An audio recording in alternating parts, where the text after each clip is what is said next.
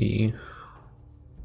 For some reason, my camera just told me that it failed to start the video camera. So That's fail. You're just too good looking.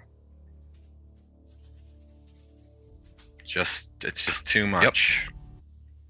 I think if you just put a background, it'll show up on. Yeah, on it YouTube. should show up. Yeah. Oh, but thanks. You know, we had, I mean, amazingly, we had, what was it, 675 views for the first for the first session of this. Oh, look at this! Look at this beard! I love it. That is awesome. We had 675 views for the first session, and you know, I think most of you might have seen the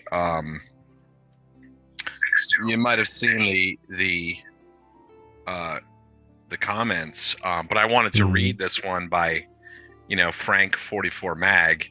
I was excited thinking this was the new Goodman Games Elemental Evil 5th edition, just to be let down and see another TSR mess.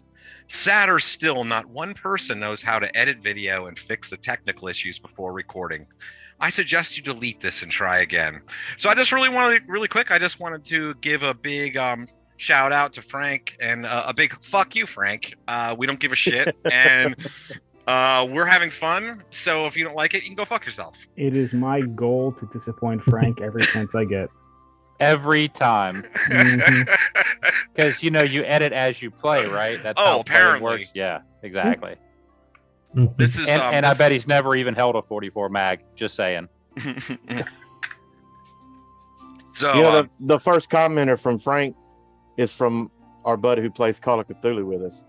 Oh, really? I went to work and told him. He says, "Man, I got a comment on that," and started hammering, dude. Yeah. Well, and Pete did too. Pete went in there and had a nice snarky comment. Well, I'm hoping we get our Frank. I'm assuming Frank has put his check in the mail as our first patron as well, to help us pay for the higher quality technical things that we need to make this a real high-end production. So we promise to disappoint hundreds more of you in this session. I mean, that'll be gravy. If I disappoint Frank, it's a success. That is legit. All right, so let's get started. And so you all made it to the village of Hommlet. I'll do a quick recap here. So you four of you had been hired by this wizard named Byrne to deliver a wagon full of goods to Hommlet by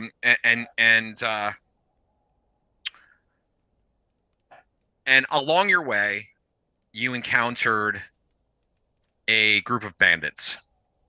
During that encounter, you also met up with a half elf named Greyhawk. Half elf, right? Greyhawk is half elf, who helped you defeat the bandits, and he ended up kind of joining your crew. When you killed the bandits, you searched their bodies and discovered that within their boots were these stones with this sort of dripping, tearing, bloody eye icon on it, and you took those with you. You continued the rest of your journey, got to Hommlet, and began to explore the town. You passed by the large temple to St. Cuthbert, which was at sort of the top of the hill entering into Hommlet. And as you made your way in, on one side of the road was the money changer. The other side of the road was a general store. And Greyhawk noted that sort of scratched faintly into the sign for the general store was that eye symbol, which you had found on those bandits. You kind of noted that and elected to continue further into the town. You crossed over the ford that went across the river that goes through the center of town and headed to sort of the southeastern portion, which had a which has a large tower. I actually mistakenly said it was a wooden tower. It's actually made out of stone, but a large stone tower. And all around it is being built it looks like the beginnings of some sort of keep. And there's sort of like the foundations are being laid, holes are being dug. There's like, piles of stone and scaffolding and there's workers there and such. And you're looking to deliver this cargo. Your driver, Jack, with you. And when you got to the tower, you noted that amongst the workers was a man whose head was bandaged from the wound that I believe Greyhawk had given to him with a slingstone. It was a slingstone. And so he was kind of over there working. Well, it would be better to say standing around while the others kind of worked, like sort of half-ass working. There was a number of those who were amongst the workers who weren't really truly doing any work. They were just kind of shirking, basically. And so that's kind of where we stopped. You saw this man in there, and you were kind of near the tower. Now the tower is tall and made of stone. It's sort of in two tiers. There's like a lower, wider tier, and then a more slender, kind of pointed tier. And interestingly, the entry to the tower is not on the ground level. It's basically one story up, and there is a set of stairs that are separated from the tower that kind of lead up to a very basically like a small drawbridge that leads into the tower. So you kind of have to go across that. Actually, the drawbridge is down now because it's daytime, and you can see a couple of guards there. The guards are actually, I should show you this here really quickly. The guards are actually wearing they have let's see here. I'm going to show you this handout here. They have an insignia on their surcoats. It's these two acorns over a sort of binding of wheat on a shield that they're wearing. And you see a couple of those men, like those guard types, with that insignia, kind of walking around the construction area.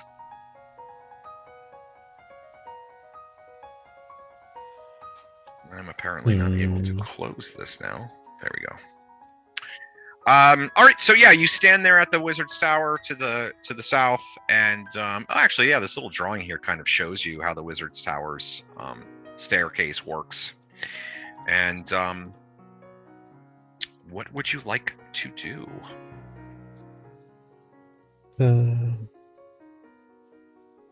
So the people that we fought before to the east of us currently in like this building area? Yep, exactly. Kind of in this hole. I would say that they're pretty much right there. Yeah, like in that center, kind of that center area, just sort of like standing around.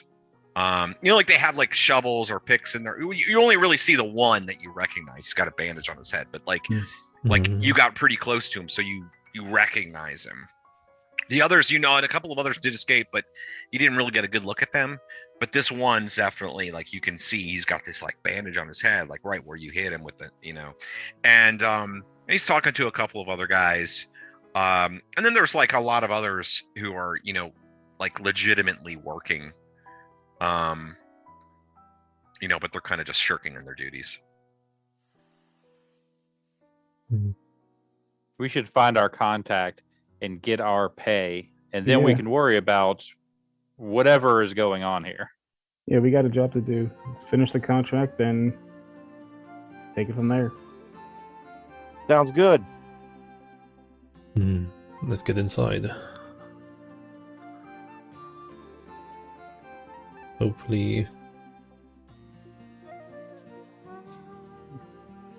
What was the name of our contact? Burn. Burn. Mhm. So as we're looking at this entrance, is there so there are guards at the gate kind of stopping people from coming in? Is what's going on, or can you just walk in? You could pretty much just walk in. I mean, there's guards like walking around, like sort of patrolling the area, you might say, but they're not really like. I wouldn't say Like that a cop on a beat. Yeah, like even. I would even more just say like, you know, they're not even really like. Well, okay.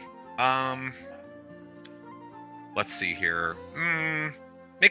Anybody who's kind of looking at the cops or the men. Go ahead and you can make a wisdom check. Oh, okay. Wisdom check. I rolled a 4. Oh God, yeah. I got a 10 out of 17. Nice. I think I'm more keeping an eye on Got the 11 out of 12. local folk. Just made it. Squeaking by. All right. Well, you would say like these guards are pretty typical in the sense that they're that you know like anybody who made it is like they're looking they're definitely like at a job site where there's not a lot of shit to worry about. You know what I mean? Yeah. And I would say Brother Riger Tuctrin, because you made yours by like so much. Like you're just kind of you take a closer look at them, and it looks to me like they're not trying to keep people like you out. They're really trying to like make sure that like, you know, kids don't go running in there, or like, you know, they're more concerned with they're more safety. job site foremen and less like soldier guard. Yeah, even though they are like armed and stuff, you figure that because there's very little danger. Right. You know, they're probably, in terms of like, you know, from somebody like doing something, they don't seem at least concerned about it. Okay. Well, I'm gonna just they're mall walk security in. Guards. Yeah, security guards, mall security guards. Yeah. So I'm just gonna travel in and start heading over towards the tower. I assume that's where Burn is. Yep. Same. Yeah, I'm just gonna head in that direction. All right. Well, you're basically right next to it. And Jack, you know, pulls the wagon up to the side of the tower. And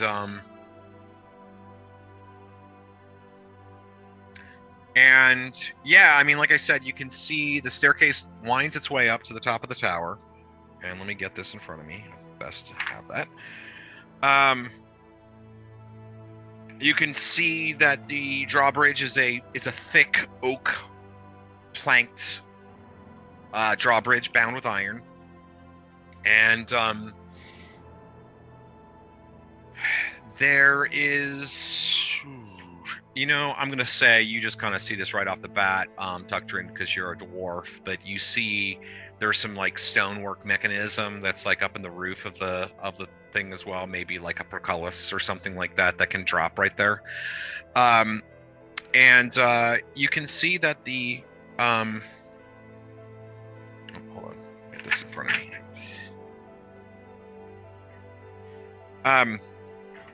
Again, the tower is the lower part of the tower is about 35 feet tall, and then the upper structure is another 20 feet tall. The landing is 10 feet above the ground, so like the stairs kind of lead up to that. I mean, you could pretty much walk right up the stairs if you want. Yeah, I mean, wherever the main door seems to be, if it's upstairs, I'll go that way. If it's downstairs, I'll go there. Wherever like the main entrance seems to be.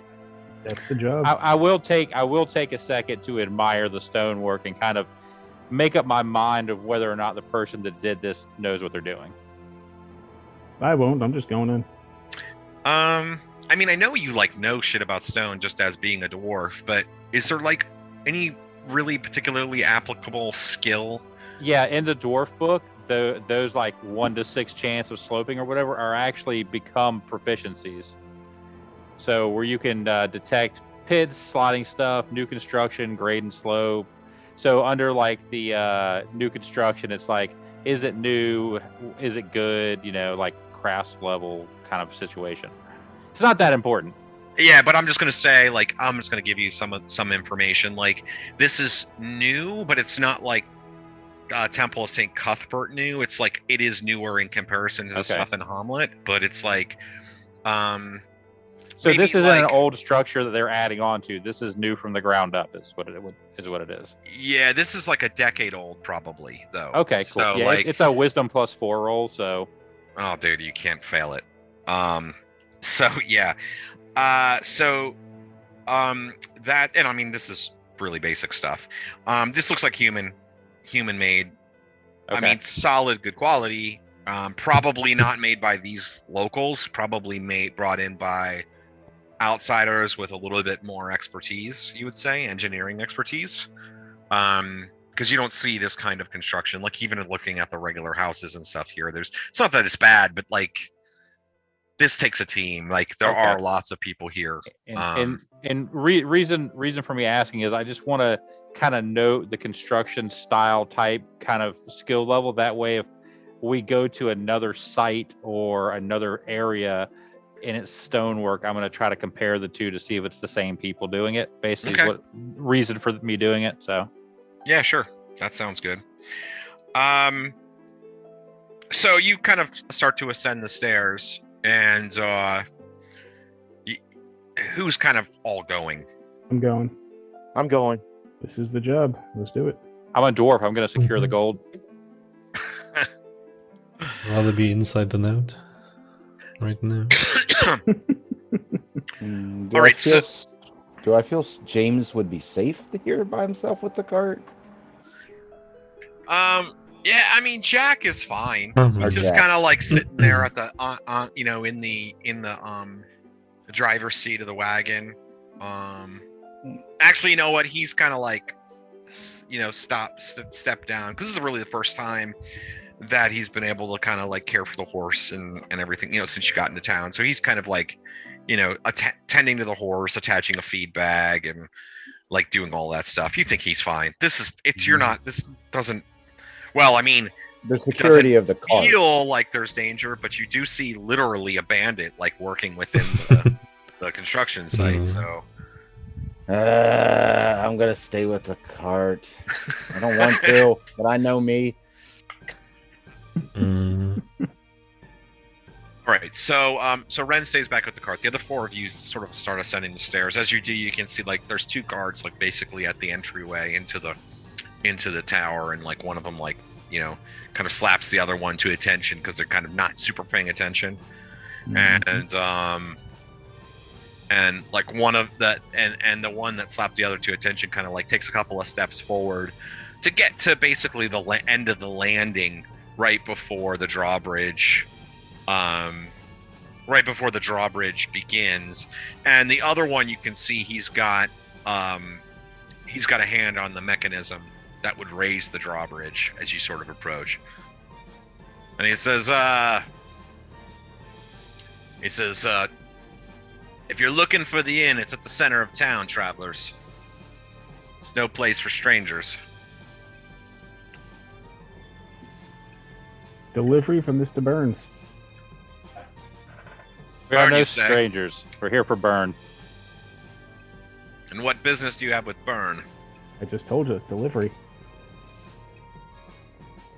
His mate like kind of slaps him on the arm and points down to the cart below. Okay, wait here a minute.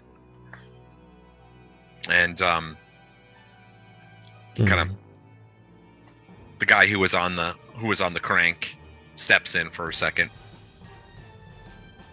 And like a couple moments go by, and a man steps out. And my computer absolutely crashed and burned earlier this morning, so I have none of my images for you, but that's okay. Because this is theater of the mind. Sorry, well, who was that asshole that we were talking shit about at the beginning? Frank. Sorry, fucking Frank. I got no like 3D model of the character. A man who truly must be Burn, given his sort of outlandish wizardly appearance, steps on out. He is rather young. Let's see here. For a magic user, you would say, for somebody who is known to be, because I, if I remember correctly, Tuctrin had sort of heard of Burn and Rufus, the adventuring pair. I don't know how much information you told your party members, but maybe you told them a little something over over the nightly fire or whatever. The he's relatively young. You know, he's probably like in his early 30s. He's sort of a darker skinned man. He's totally clean shaven. He does kind of have like longer hair, but he's wearing like a wide brimmed pointy hat. It's got like, it's brown and blue, and a robe that kind of matches it. Very high quality stuff, not like a speck of dust on it. High quality. You can see a couple of like rings glittering on his fingers. He's relatively handsome too.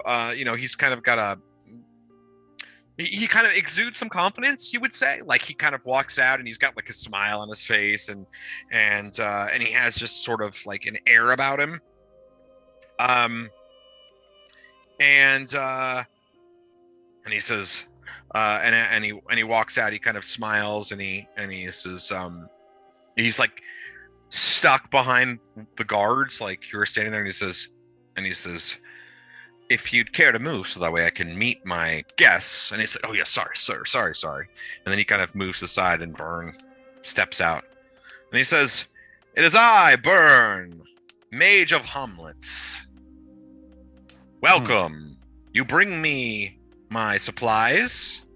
And he raises an eyebrow at you, and it gives you a sort of a shit-eating grin. Yes, we do. We have your supplies. You have our money? Straight to the point. Can't say I mind it. Why don't you come on in, and we'll get you all set. And then he motions to a couple of the guards to go and check on everything, make sure everything is accounted for. In fact, he hands a scroll over. It's like an inventory list scroll. And a couple of the guards sort of push past you. And you're allowed into the tower. I know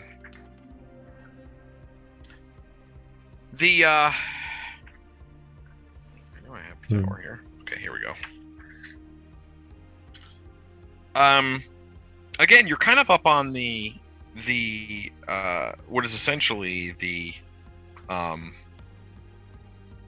you might say a second. What is essentially the second floor, and it's not the right. And as you enter in there, you enter sort of into this main hallway, passing by kind of into the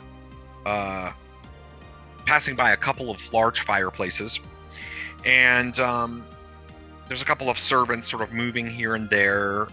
Looks like they're, cooking some stuff, getting some stuff. It's still kind of early, but, they're starting to prepare dinner. And there is the room is pretty large. You would say it takes up most of the tower itself, the space of the tower. You move through another set of like open doors, but there's a large space and a number of alcoves. There's several all around. There are arrow slits. But there's a large open sort of hall area where a long table has been set. It's kind of like a wide table, and there are two chairs at the head of the table. One is sort of like this big, stocky, heavy, probably dwarven made thing. It's like thick, and it's got like, big iron bolts on it, and it's like, big kind of rugged tucture, it would certainly be comfortable for you to sit in, I would say, although it's made more for like a human size in terms of like I'm definitely eyeballing it. Okay. And then next to it is like a gilded kind of probably of elven make chair, with like velvet cushions and lots of filigree and this sort of really nice. And then there's a bunch of kind of ordinary dining chairs. There are a couple of candelabras on the table, which are currently unlit. There's a few torches around which are allowing light in, and there's some light coming in from the open doorway and the arrow slits as well. So he walks in and you can see that there's like a number of papers sort of strewn about in front of the elven looking chair, and Byrne moves in. He says he motions to the main center table area and says, please have a seat. And then he moves over to the gilded chair. I slowly kind of like take a second look at that dwarven make chair. I almost sit in it, but then I don't. I'll grab a seat and sit down. Okay. I'm going to stay standing, but I'm not going to be aggressive or anything. Just sort of want to keep an eye on the exit, make sure we can get out easily if it comes down to it. Yeah, there is a staircase that leads up from here. It is. I don't think I put this in here, did I? Oh, holy shit! I actually put this map in Roll20. Let me move you guys over here.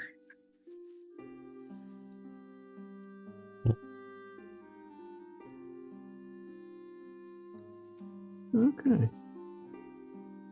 Although my description doesn't match the map, so just gonna have to ignore that, guys. It's pretty close. I'm afraid I'm disappointed. I had the table in the wrong orientation, but you'll see here. No worry. Get this here. Can I do a perception check for spell books? For the spell book. Look, old 44 Magnum's going to be very upset you got that table in the wrong orientation. Oh God, what a fucking! Oh man, God, you're right. Guys, can we start over, please? Only if we're doing 5th edition. All right, so you should be able to see now the main area. There's stairs leading down, stairs leading up. There's some stairs along. There's some chairs along the end there, but I had the orientation wrong. But you can see the 2 red chairs are the chairs belong to Byrne, and Byrne actually says, kind of gives you an appraising look briefly, and then he says to one of the servants, he says, "Why don't you have Rufus join us? I think he might like to enjoy meeting these lads." And he says, and actually here, let's get this.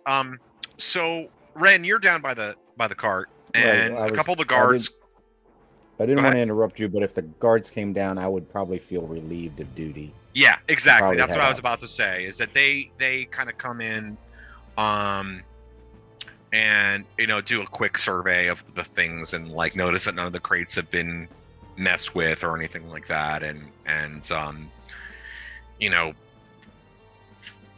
they have you sign a piece of parchment or something that transfers the responsibility of it over to them, we'll say, and so you're able to join your companions at the meeting here with Byrne, and so about the time that Ren comes walking in, a second man comes from upstairs, heads down to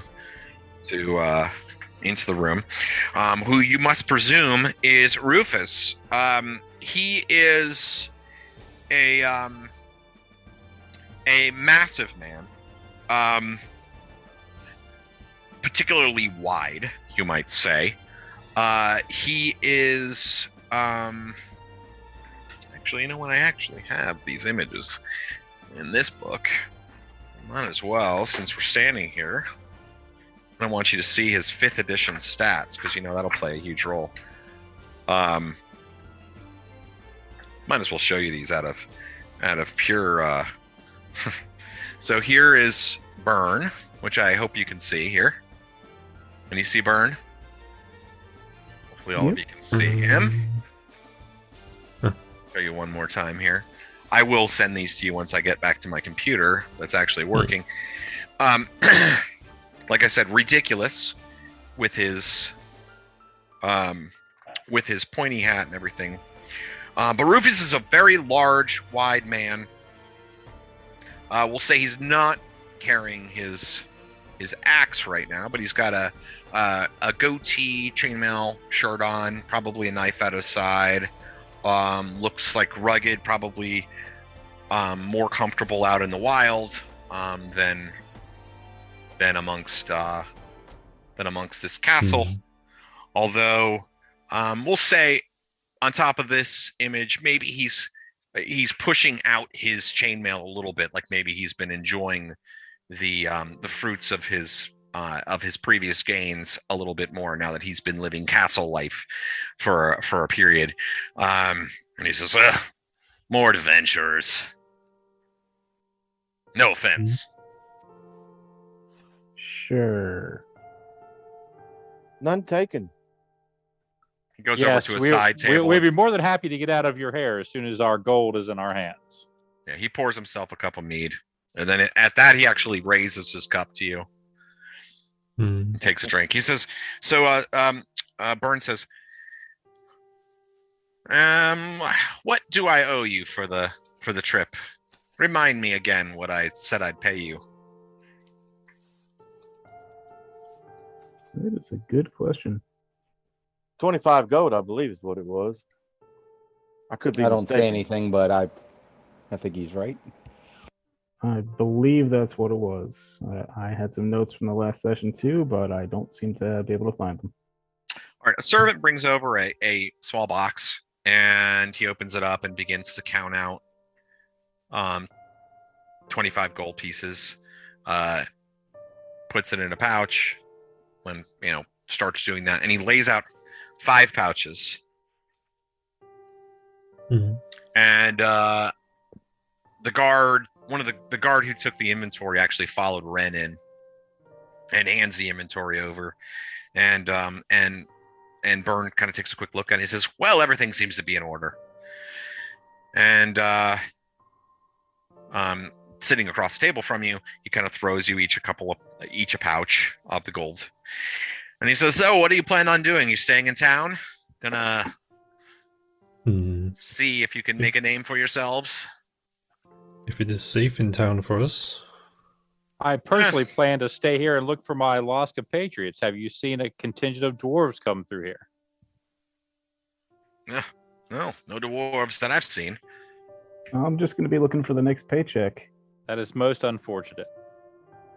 There has been a lot of trouble on the roads. Yeah, we were set upon by bandits. Well, Truly. These dwarves would not have been taken by mere bandits. You never know. They are dwarves after all. That is how I do know. Rufus kind of laughs at that, at JB's joke. Did anyone else recognize the? Well, I think everyone else, other people knew that the bandits that attacked us were over there, right? Yeah, I think Like, that's not just the me. sort of thing that even if we didn't notice, you would have been, hey, elbow in the ribs. See that Yeah. guy? Doesn't he look familiar? Rufus says, if it were up to me, I'd be out there taking care of this situation, but apparently we're on castle duty these days. Byrne says, we're doing a very important service here, and I think that it's time for others to go traipsing around in the weeds. I mean, if you really want to find some bandits, you don't necessarily have to go into the weeds. Sometimes they're right outside your door. Rufus says, see, I like this one. He sits down in his big dwarven throne.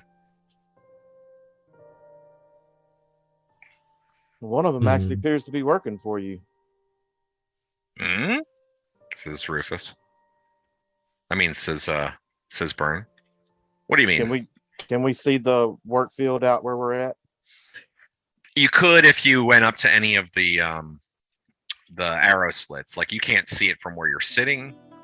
Yeah, you know what? Actually, you might be able to kind of see it through the door. Like if you went and stood in the doorway, you could definitely see it. You know, it faces the work area. I'll just point out to there, the fella not doing much with a bandage over his head. He didn't get that from falling rocks, I can tell you that.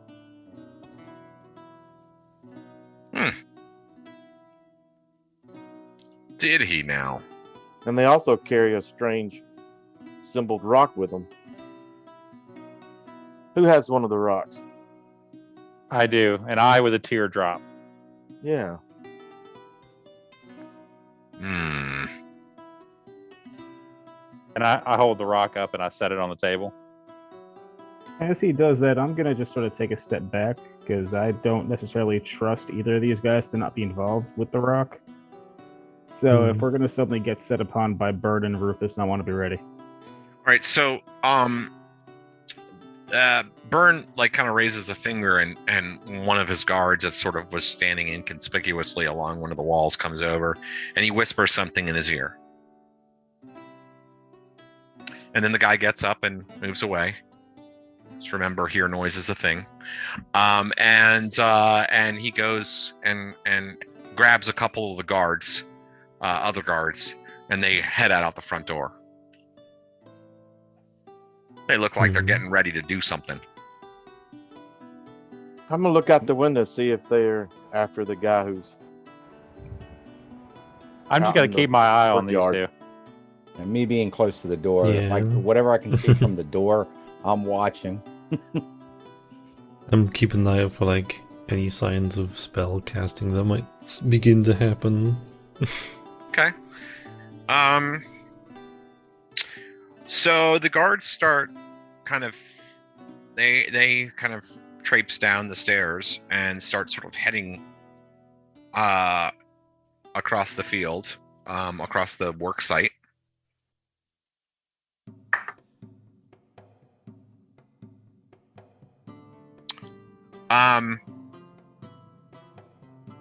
Let's see here. Let's see what this guy's perception would be.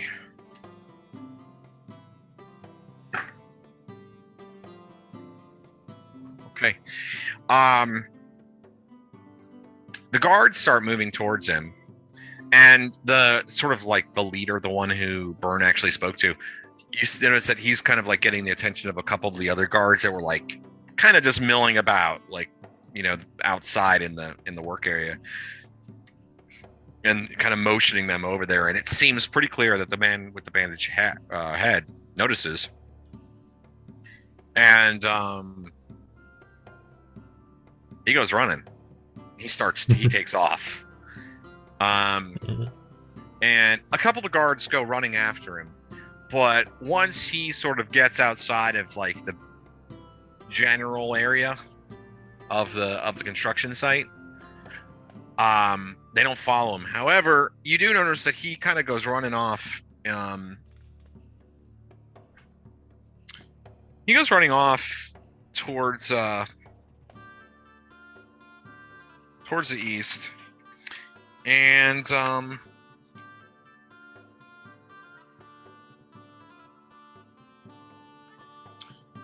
there is like there's like kind of like this big main road like that goes like through the town, but then there's like an older track that goes sort of like northeast, and you see him take off on that northeastern track. It doesn't look like it's been, you can still see that it's a old pathway and maybe occasionally gets walked on, but it's definitely not like the road, you know? He goes running off into there, and they just sort of stop once he gets to that wooded area where it's like kind of thicker. In fact, you know what? Here, let's go back to the other, and I'll just kind of show you where. And the guards just like don't even bother at that point. They're just like, Yeah, they run him off, and then they just kind of let him go. So he goes up. He goes up this track here. Up this way. oh, okay.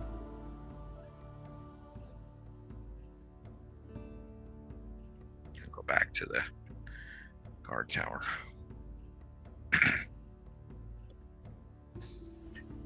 Hmm. Well, Burn says, I'll have to keep an eye out for that one. Rufus says, I'd be happy to take care of him, boss. And Burn says, how many times do I have to tell you I'm not your boss? We have important matters to do, not some brigand who's working on the line here. Hmm.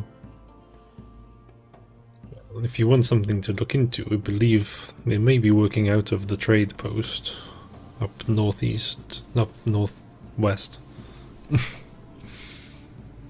He says, youngling, we're not really interested in looking into much other than taking care of this tower being built, or this castle being built. But you're more than welcome to get your nose into everybody's business. Says Rufus.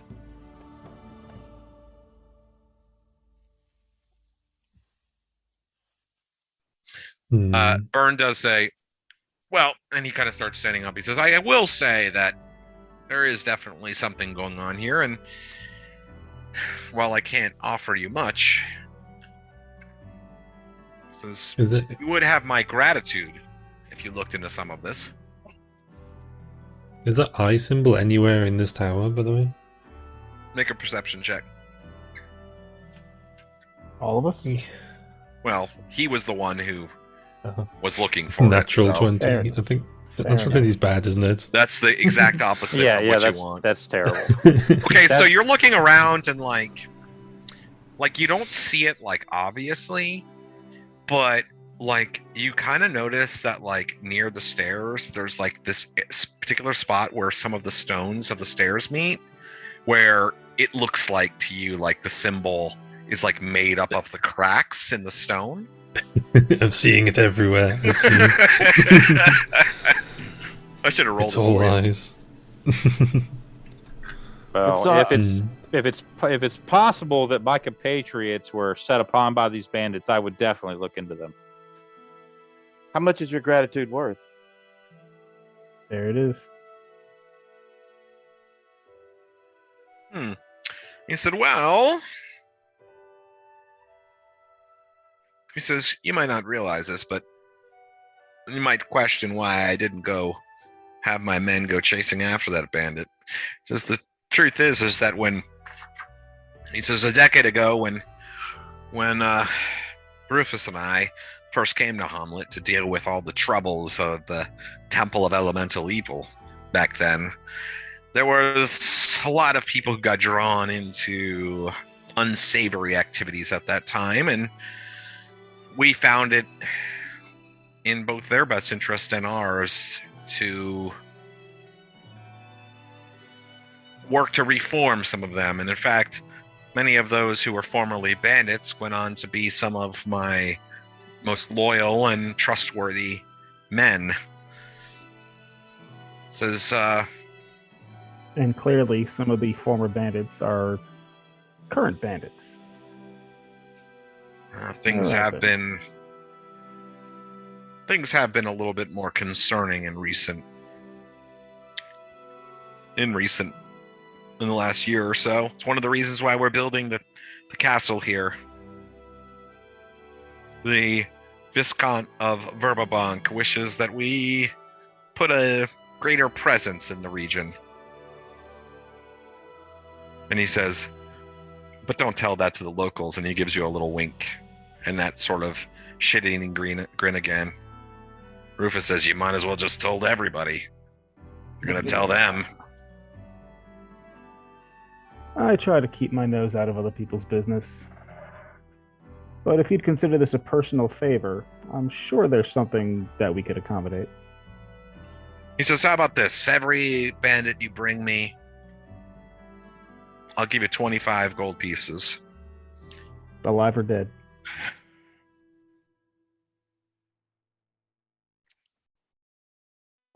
He looks to Rufus. What do you say? And Rufus says, we probably could use a few more men. He says, well, let's say alive. He says, dead? You might talk to the village elder. Fair enough.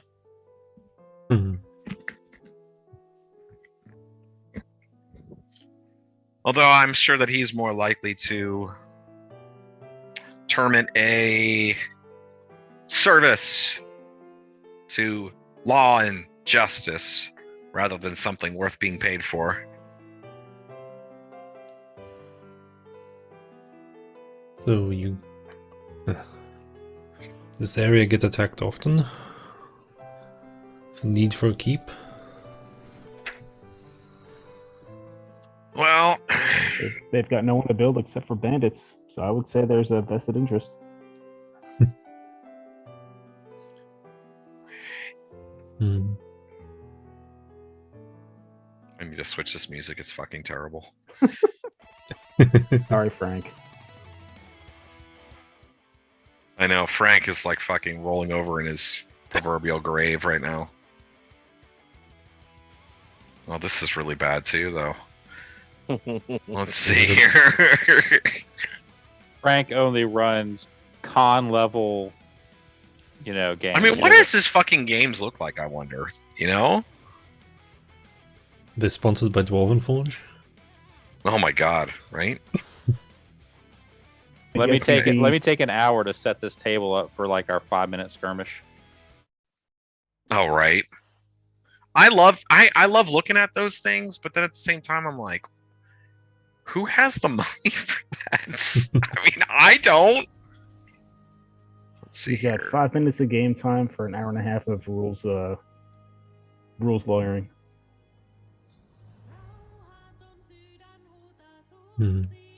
Well, so back in the game, one thing for sure, we at least have a direction where we know at least one bandit has gone. Perhaps it would do us good to catch up with him. He might have information that we need.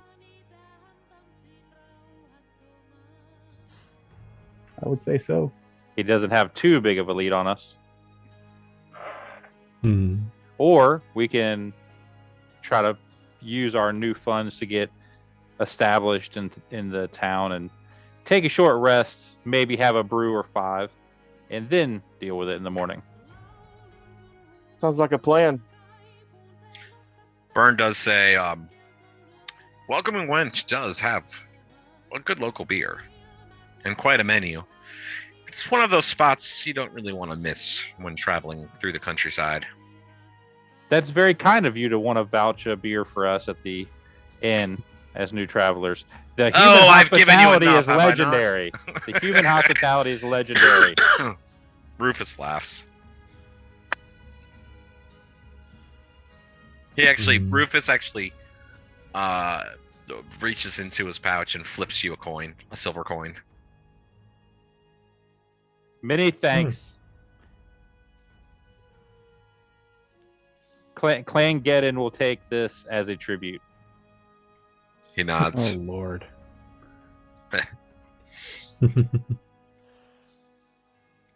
Seems to be our next port of call. Yeah. Let's get some food, get some drink, get some rest. Right, so you're gonna head on over to the welcome wench then? Yeah. Yeah? Yeah, I think so. Yeah. All right. Let's see here. Pete, of course, just keep in mind you get XP for that gold. Nice. So 2 XP per gold. Let's see here. Well, shit, I've got the welcome wench on here too in my maps. I mean, if you don't have maps of winches in this game, I'm out. I have a whole bunch of NPCs too, and it was like, it just didn't. Mhm. I don't have my computer. Essentially, I'm using another computer, trying to get all my stuff back still.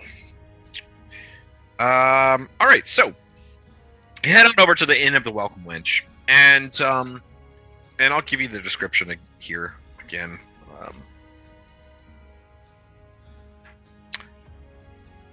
Let's see.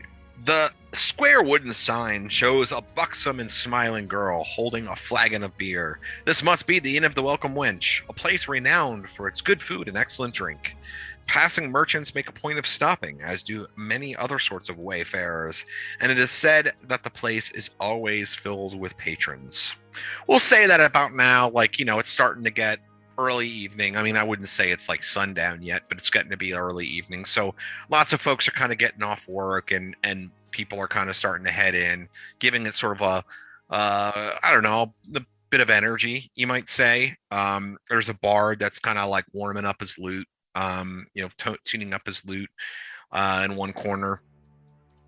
Within is a bright and cheerful common room, contains several rough-hewn tables and chairs, boards and benches. Natural tree trunk pillars support the ceiling overhead, all dark with smoke and age. A motley group of people is here. Okay, so let me roll randomly for how many people are in here right now. Nice. Let's see.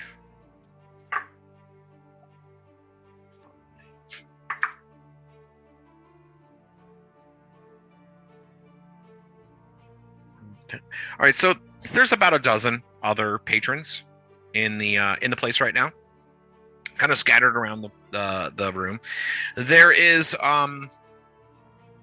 in the sort of main area, there are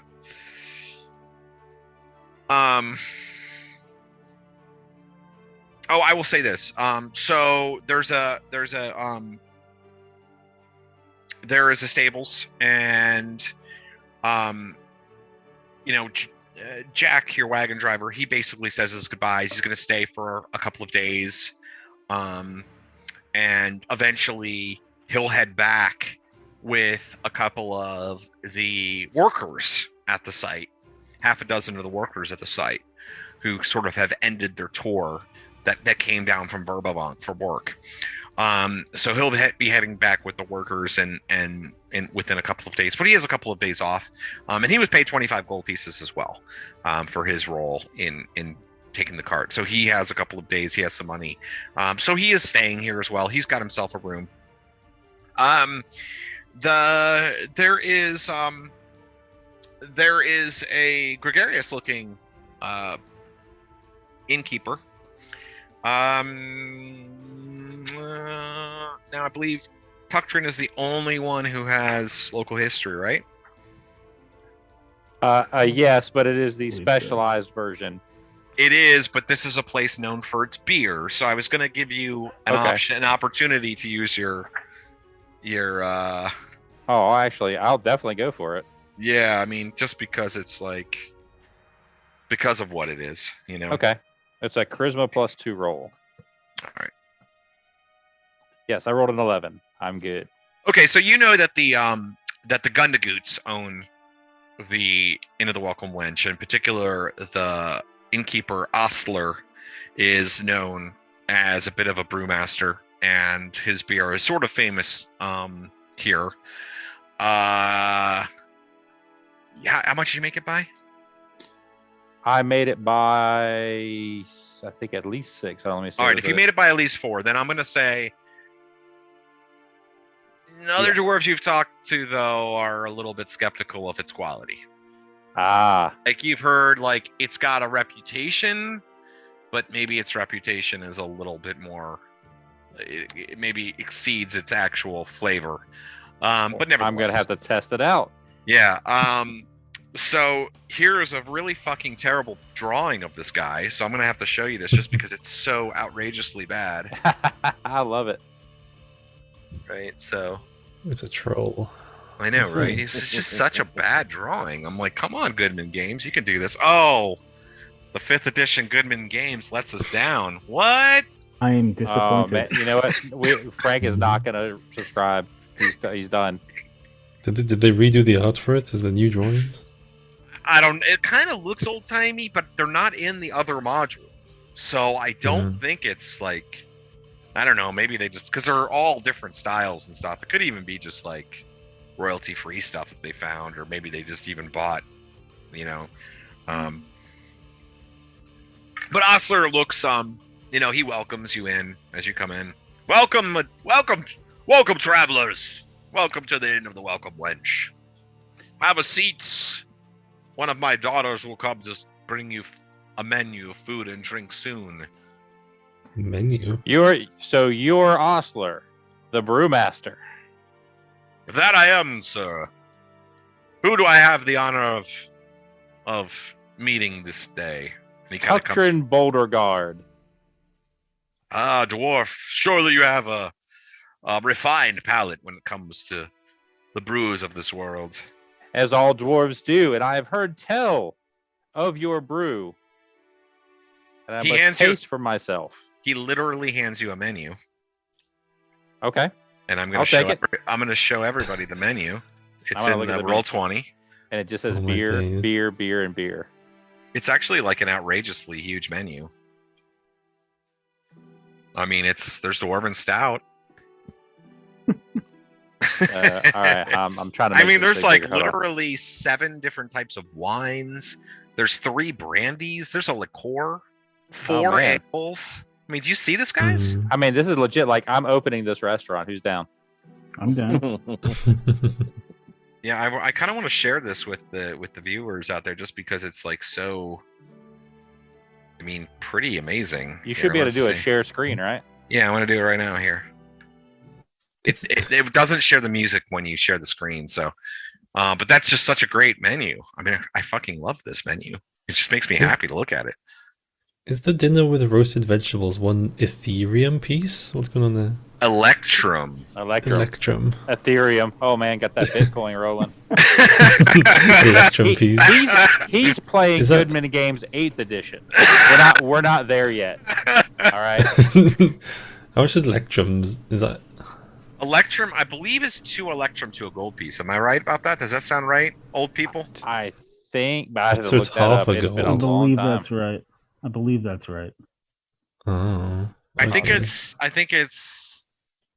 what 10 silver to a gold, or 5 silver to an Electrum, 2 Electrum to a gold, 5 gold to a platinum. Is that right? Yeah. 2 Electrum equals 1 gold. Yeah. Okay. Yeah, and one Electrum is half a gold, 5 silver, or 50 copper, or 1/20th of a platinum. Could you imagine you're like putting pennies out on the table? Yeah, basically. Copper pieces. Yeah. So he says, feel free to peruse our menu and try. He says, and try the drinks. He says, do you plan on taking rooms? We do. But I must have a flagon of your dwarven stout, as Byrne and Rufus have been kind enough to buy me a drink. They literally gave you just enough to buy 1 dwarven stout. Now that was just random on my part, but I'm going to say it was on purpose. And I hold the silver piece up, and I hand it to him. He says, very well. What can I get the rest of you? I'll have standard dinner and a dwarven stout. I'll take your local ale.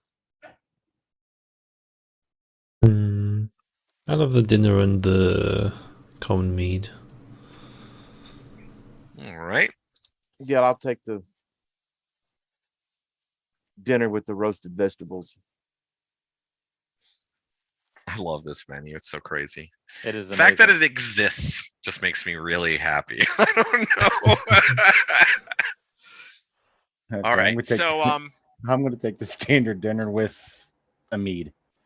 I got to do the plain supper because it's the only dwarven meal here. It's just meat and potatoes. I know, right? All that fancy elven and human and nonsense. Plants. All right, so the bard begins to play, and you order the food, and Osler, has one of his daughters, who fortunately seems to have taken after their mother and doesn't look nearly as hideous as he does.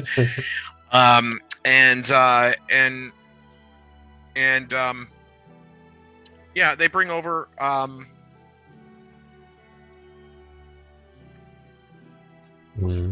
back here to the.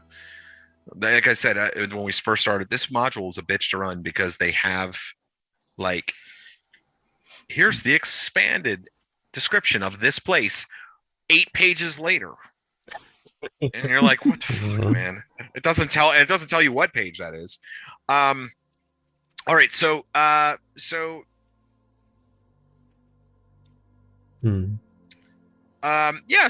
people are kind of coming in and about, and you start getting some food and drink, and gosh, let's see how good this stuff is.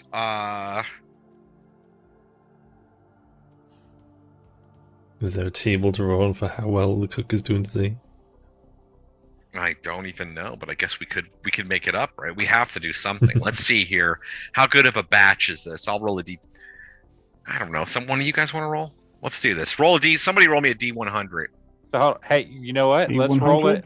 Let's somebody just put it in D20 and just do the roll in D20. The random D20 roll. Roll 20. Yeah. I don't know how to roll and roll 20, so just do R space 1D20. Everyone rolled. I've never rolled in one in here. Neither have I. Did somebody do that just now? Yeah. Ooh! All right, so we got a 16, right? So 16 out of 20. That So sounds good. That's pretty good. It's pretty decent. good. Yeah, it's Yeah. good. So the dwarven ale, at the flag and the dwarven ale, it's good. It's serviceable. Yeah, maybe for you. Maybe maybe it's like an average dwarven ale, but it's legit dwarven ale. Like, I'm impressed by it. Yeah, I expected it to be so terrible that their dwarven ale is better than their stonework. The rest of the food is good. The food is solid. The drink is slightly above average, I would say, but I mean it's not cheap either. No, it's not. Like it's you're paying tourist prices to a certain extent. Like you're paying on the place's reputation, but there are a lot of people hanging about. In fact, why don't we go ahead and do a couple of perception checks here by all. Well, let me go before we do that. Let's go around the table. And let me maybe start with Bud, since you haven't had a lot of opportunity to interact yet. What are you up to? What is Ren doing? Oh, Ren's probably at the table. If the food's in front of him, he's probably eating, but he's looking around. He's just making sure. I don't know, safety first, just making sure everything's in place. Nothing's going on. And that's just pretty much him. His perception is 12 standard, so. Go ahead and make a perception check for me then.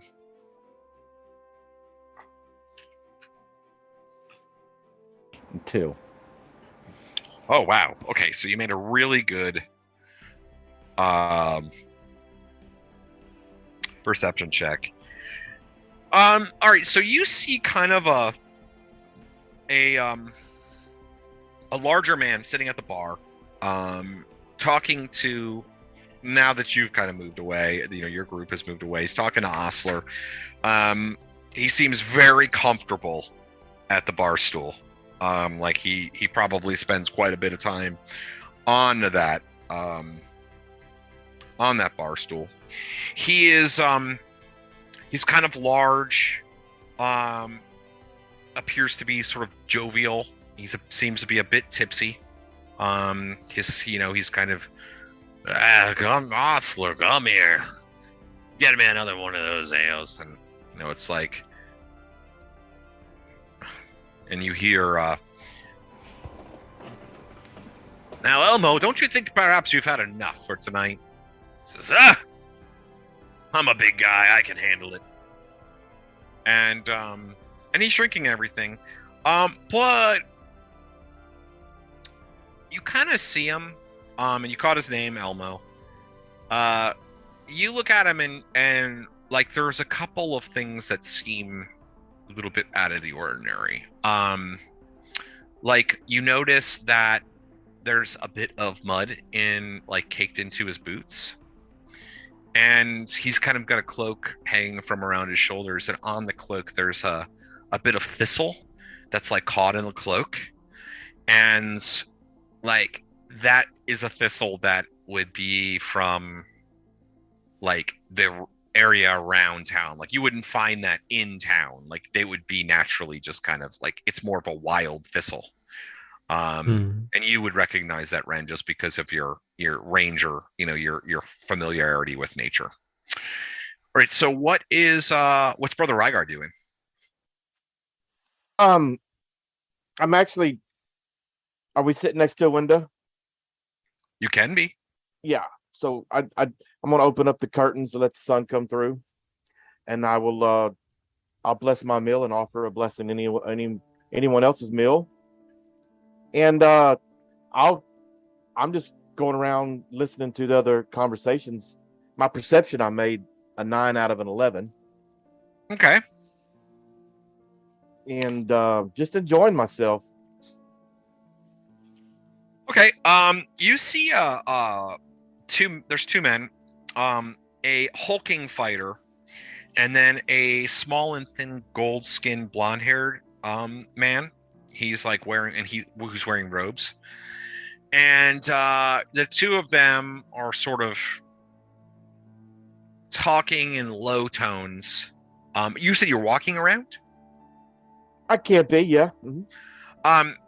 It seems that they're looking over towards the table of you, all of y'all. Like they're definitely looking over at the table towards you. And we'll come back to you in a second. What about you, JB? I'm eating my meal. I'm keeping an eye out just around, making sure I know where everybody is and what they're doing. My perception check was 9 out of 17. I do not want a blessing on my meal.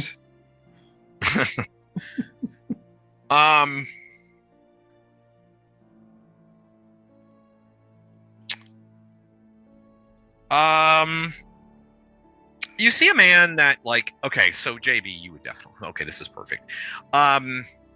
You see a guy who gives off the cop vibe. He's got like a guard vibe, you might say. So he's like wearing leather armor, has a sword hanging at his side, a sheath, but has a sword hanging from his side. And he's kind of got like that sort of swagger, I guess you might say. Close cropped hair and all that. And he goes over as Osler is getting his is getting Jack, your driver, his keys and everything, and kind of Jack is paying the amount for stabling the horse and housing the wagon until they head back in a couple of days, and he's getting a room and everything. He walks over towards Jack and starts talking him up a little bit. And what about you, Grey Ash? I'm mostly enjoying my food, assuming that in this place of like food, drink, and comfort, that people aren't gonna fuck with other people. But just like listening to the chitter chatter of the environment as I do so. But I'm mostly just enjoying the rest and meal. I'll give you yeah, go ahead and make perception. It was 7 with out of 12. All right, so you see a man who is he's wearing like long robes, but like obviously traveling robes. He seems to be a bit older. You might say, like, he's human and he's maybe in his early 40s. But he's like got the the darkened skin of someone who travels.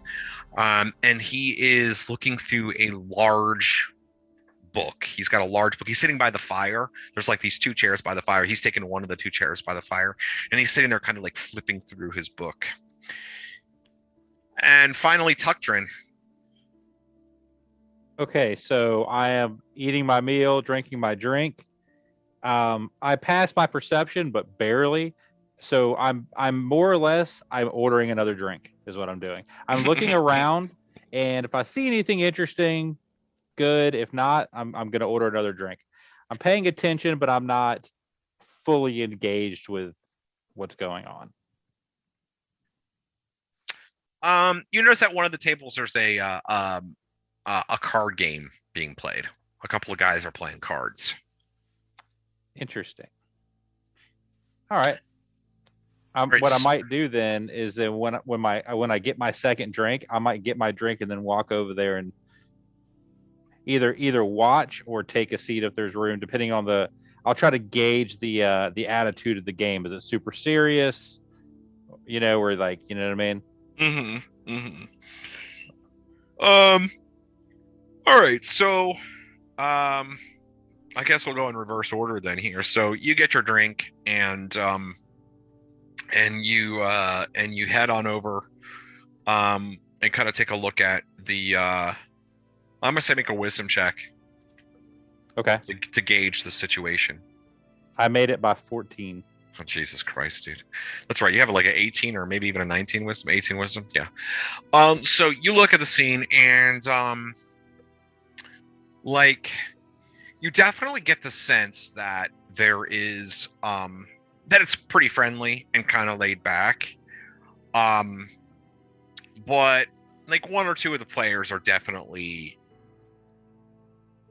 pretty serious about it also. Like definitely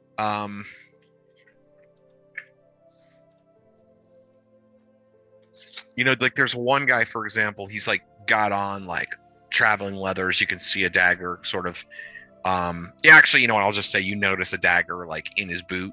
And it doesn't look like, a cooking dagger. It's Right. not like the knife for cutting food that like almost every person that's on Frontierland has. Right. He's got the It's- OJ knife. I got you. yeah. And like, even just the way he's playing, like he's joking around, like he just seems really engaged in the game. And there's open spaces you can kind of join in. Mostly it's just town folk, a couple of local merchant travelers, but like this one guy definitely you see Right. to be like Yeah, he's the gambler. He's like the Kenny Rogers. I got you. probably, yeah. He's Yeah. the So I'm gonna definitely take a seat and just. Is it all guys or are there like women too? I mean, this is written by Gary Gygax, so So it's all guys. Yeah, I just want to make sure. I didn't know if you had a specific thing. Gambler might have had a chick with him. Well, there are Just wanna some make- wenches in the tavern. Just want That to make is sure it wasn't one- a Doc Holliday situation, I mean, I don't want to change the module, but that is one thing that kind of bugs me. I'm like, come on, dude, seriously. No, that's cool. So I'm just gonna sit down. Gentlemen, what is this game?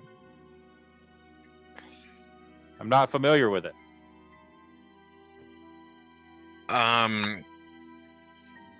One of the guys is one of the men, probably a merchant. He says, "Well, we're playing Orcs and Bones. Orcs and Does Bones. care to sit in and play a hand or two?" I would perhaps after I observe a hand or two and maybe learn how the game is played. All right, Orcs one of and Bones has a different meaning where I come from. A couple of them laugh. He says, "Oh, come on, afraid to put that dwarven..." That's one of them says, "Oh, come on, afraid to put some of that dwarven gold into the pot?" Oh, there is no dwarven gold here. Only the gold that we have recently earned from your benefactors, I'm sure.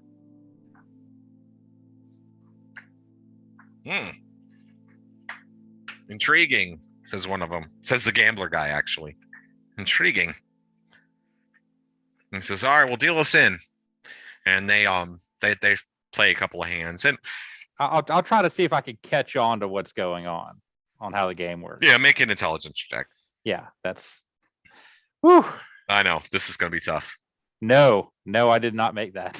You're stumped. Like things are happening, and like cards are getting turned sideways, and like it's not really clear. Like the hands, like why one wins is just not obvious to you. Like Yeah, I totally the don't get numbers it. don't add up, and it's just like a whole. It seems and like they say words that like make no sense to you. Like at times, it's just completely out of your.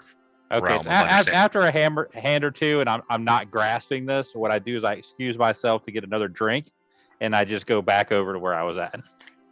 What's number wang?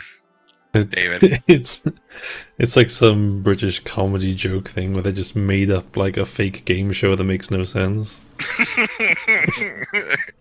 I literally just made up the name of this game on the spot because didn't tell me what game they were playing. I was just like, oh, Orcs and Bones, that sounds good. Um, It's awesome. so all right, so The card yeah. version of Calvin Ball. That's what they're So yeah, playing. I'm gonna try to slyly excuse myself. I have etiquette if I need to use it. Fine. They don't yeah. care. You're not paying. You're not playing with money, so they don't. Yeah, I got no give a money shit in. about what you're doing. Yeah, so I'm gonna go get another drink and be like, okay, whatever that game is, way over my dwarven head. All right, so As As most Grayash, things are. yeah, Grayash. Now, did you want to do anything? You see, this guy does seem to be, you know, I'll Are say they, too do they, that.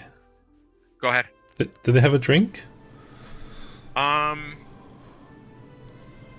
You see that there's like a table there, and it looks like he has an empty glass of wine. You figure he had a glass of wine, but he seems to be so enraptured by his book.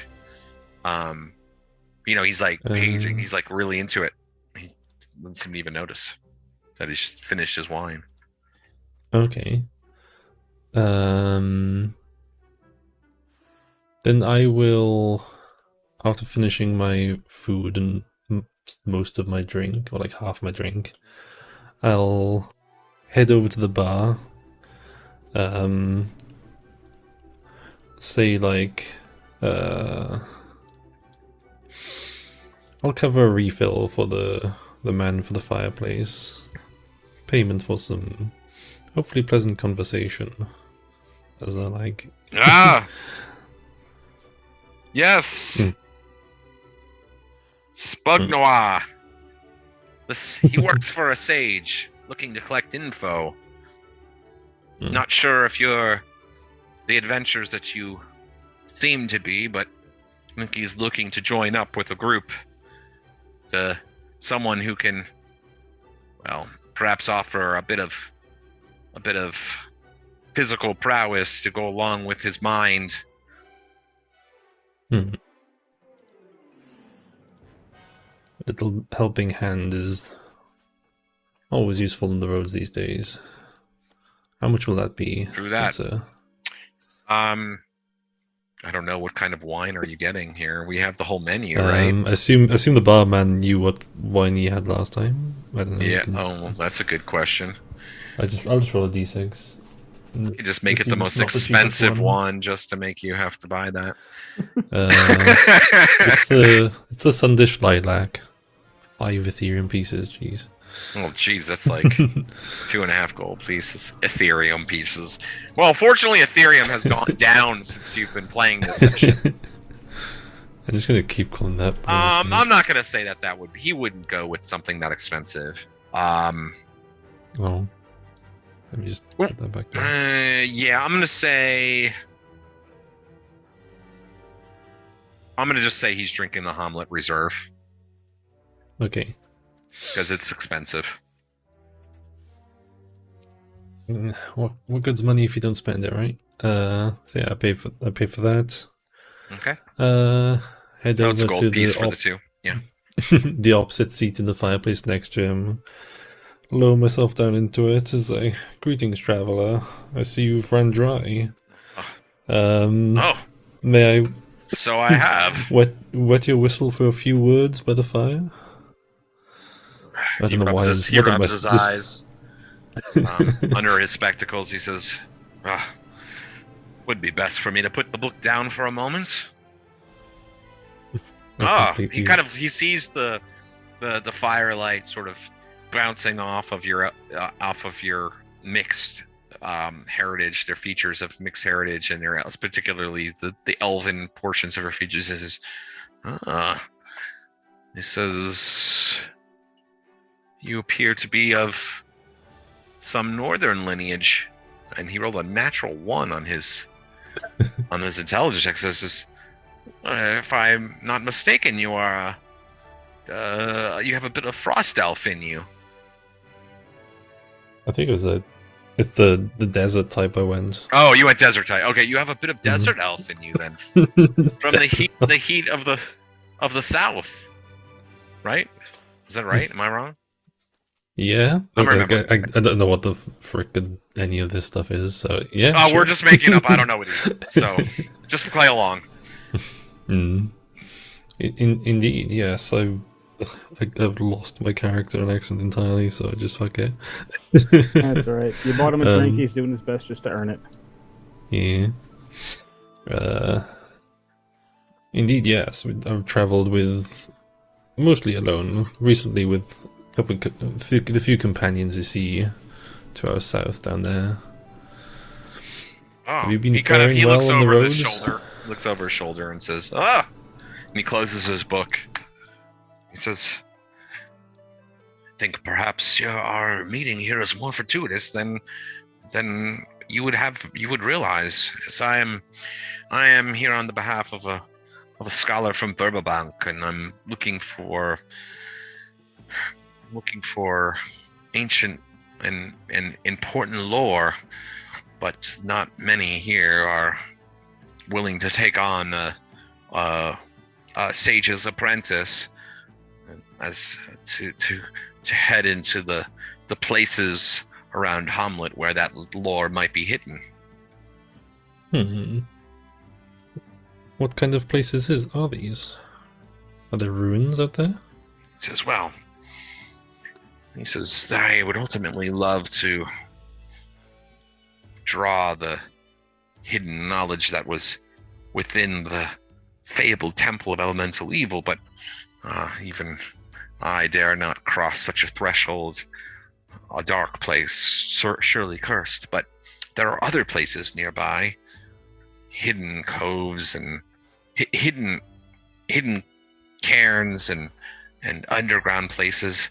Even the old moat house was once used by agents of the temple of elemental evil, and surely they left some of their knowledge behind. It's important to history that these things are captured and seen and recorded and preserved. It is but 2 leagues from us, and yet it is so far away for someone like me of no martial prowess." Do you know? Do you know? Would there be payment involved? I know my friends. They seem to like their coin as much as they are enjoying their drink.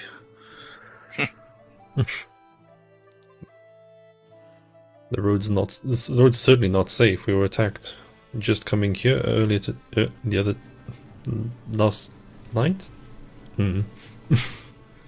So I understand your needs. He says, "I could offer payment as a bit of a guide. I know where the old moat house is." And he says, "I'm sure that I could provide some help in that regard. And I might also be able to offer you some connections should you find things and they need to be sold." He says, "All I would ask is that any scrolls that we found along the way, that I might be able to take them into my possession, for it is only this knowledge that I seek." Understandable.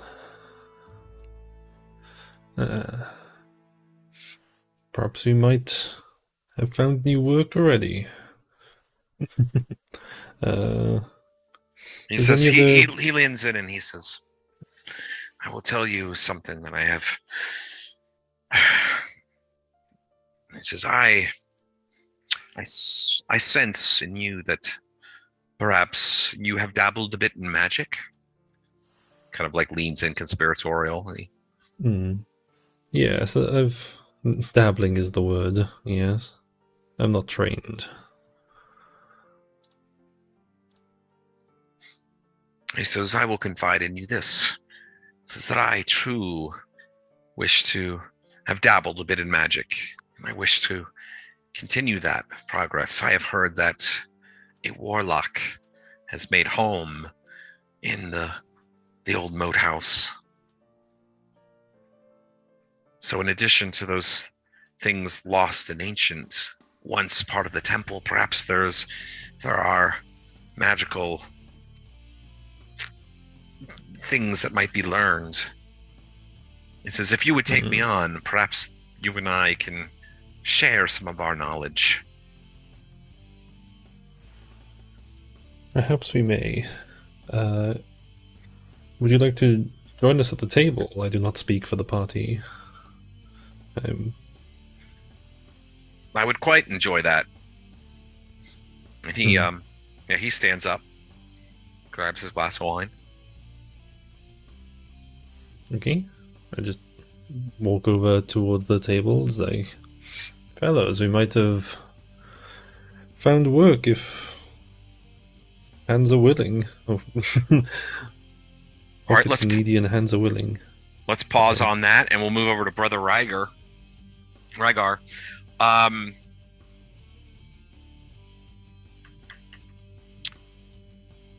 Did you want to?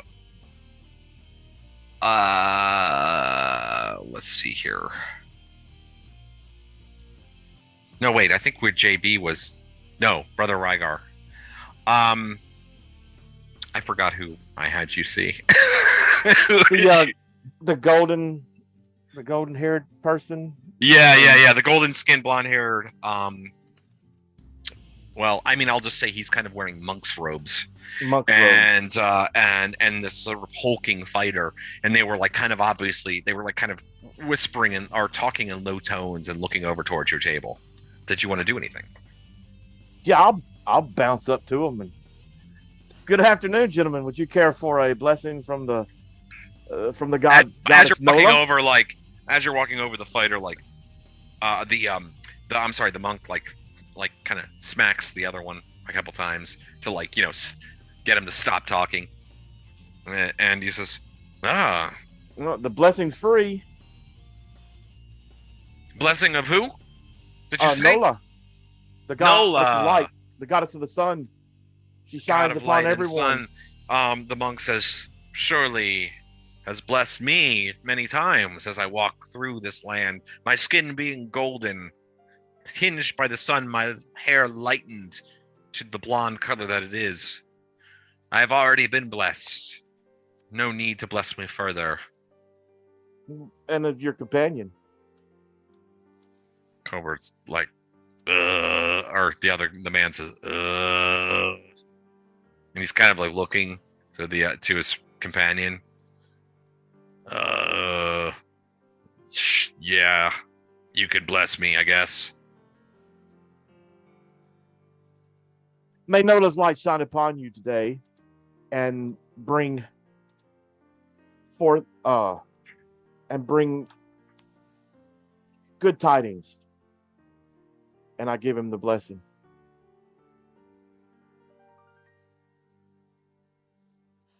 Could I offer you two a drink? I'll buy. There it is.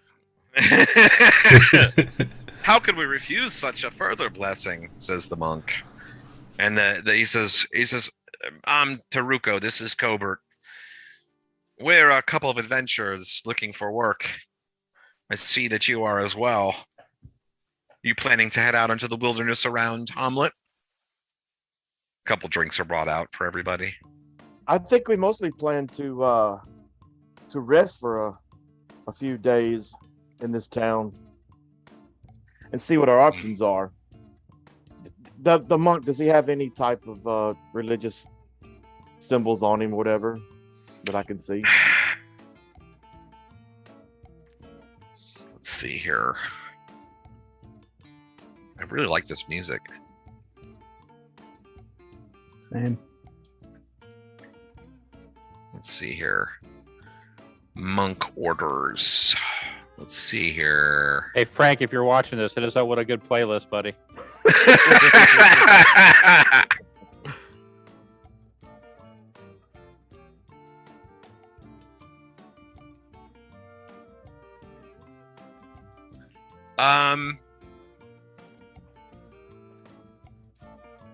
No, he doesn't have any particular. So it's probably more of a discipline type thing than a religious thing. So they were kind of mostly looking towards us as competition. He says, the fighter says, he says, we're looking to join up with some to take out that moat house. and you can see like Taruko the monk like closes his eyes and yes, that is what we're trying to do. We weren't going to necessarily reveal that in the first moments of our meeting, but yes, that's what we plan. I've never heard of this moat house. What is it? He says, well, there is back in the decade ago when there was a lot of nonsense happening around the Temple of Elemental Evil, this moat house had also played a role in that battle and was ultimately taken down. Now that there's been a lot of banditry and such, we've kind of thought that perhaps it was a good place to start and consider where maybe there might be something worth exploring.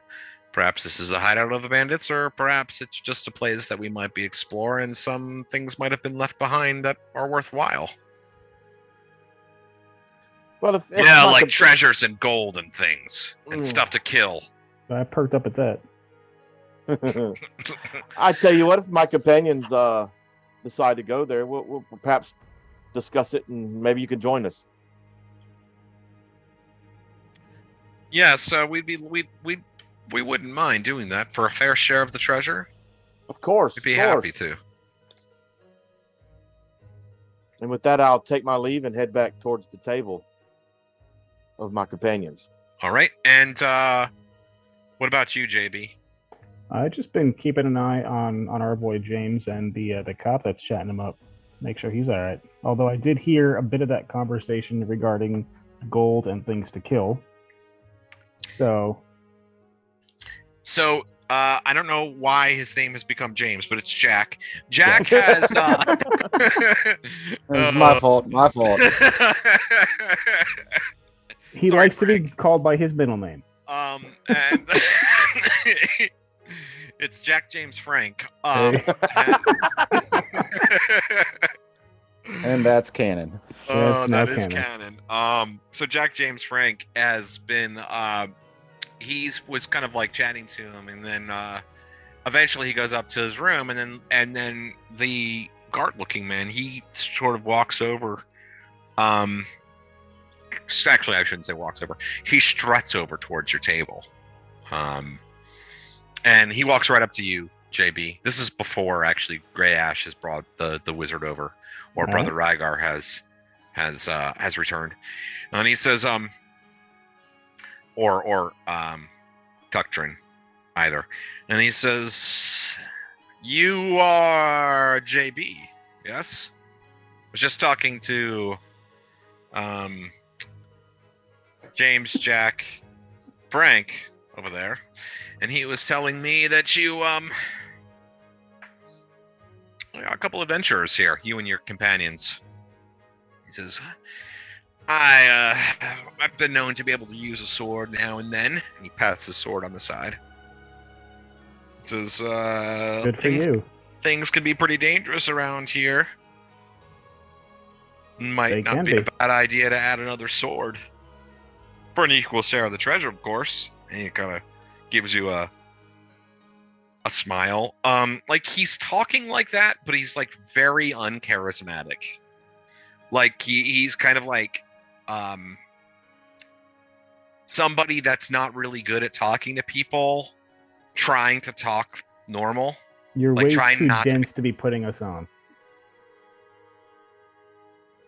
That's the gist I'm getting. Yeah. He's so dull. He's got to be sincere. All He right. says, "You don't mind me sitting down, do you?" And he sits down as he's saying that. I don't know the place. Good. And he waves. He says, "Wench, bring us a couple of ales." And you see like one of the women like just shakes her head, walks over. It's like, "Fuck you, Gary Gygax," and gives you a couple of beers. All right, Ren. So as I mentioned, you saw this man sitting at the bar, Elmo. He's a bit overweight, kind of a bigger man. He appears jovial and tipsy, but he's got like this. You see the thistle that's kind of stuck in his cloak. He's got like dirt on his boots, and like you notice that as he that now as he kind of moves his cloak, you see his cloak move to the side a little bit. You can see a very fine axe hanging from his side. Okay. All right. I pretty much grab my drink, and it's probably maybe a quarter empty. Not a big drinker. Probably head over to the bar and sit down beside him. Hey, newbie! You know what they say about newbies? You buy the locals drinks. He gives you a big slap on the back, a big meaty slap on the back. Okay. He's kind of squinting at you. Eh. I look over at him. I grab my drink and I head back to the table. Okay.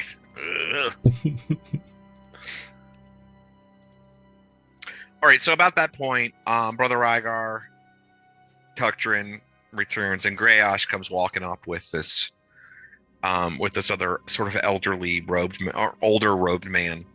JB seems to be talking to somebody. It's this Rent-a-cop named Gary. Rent-a-cop, yeah.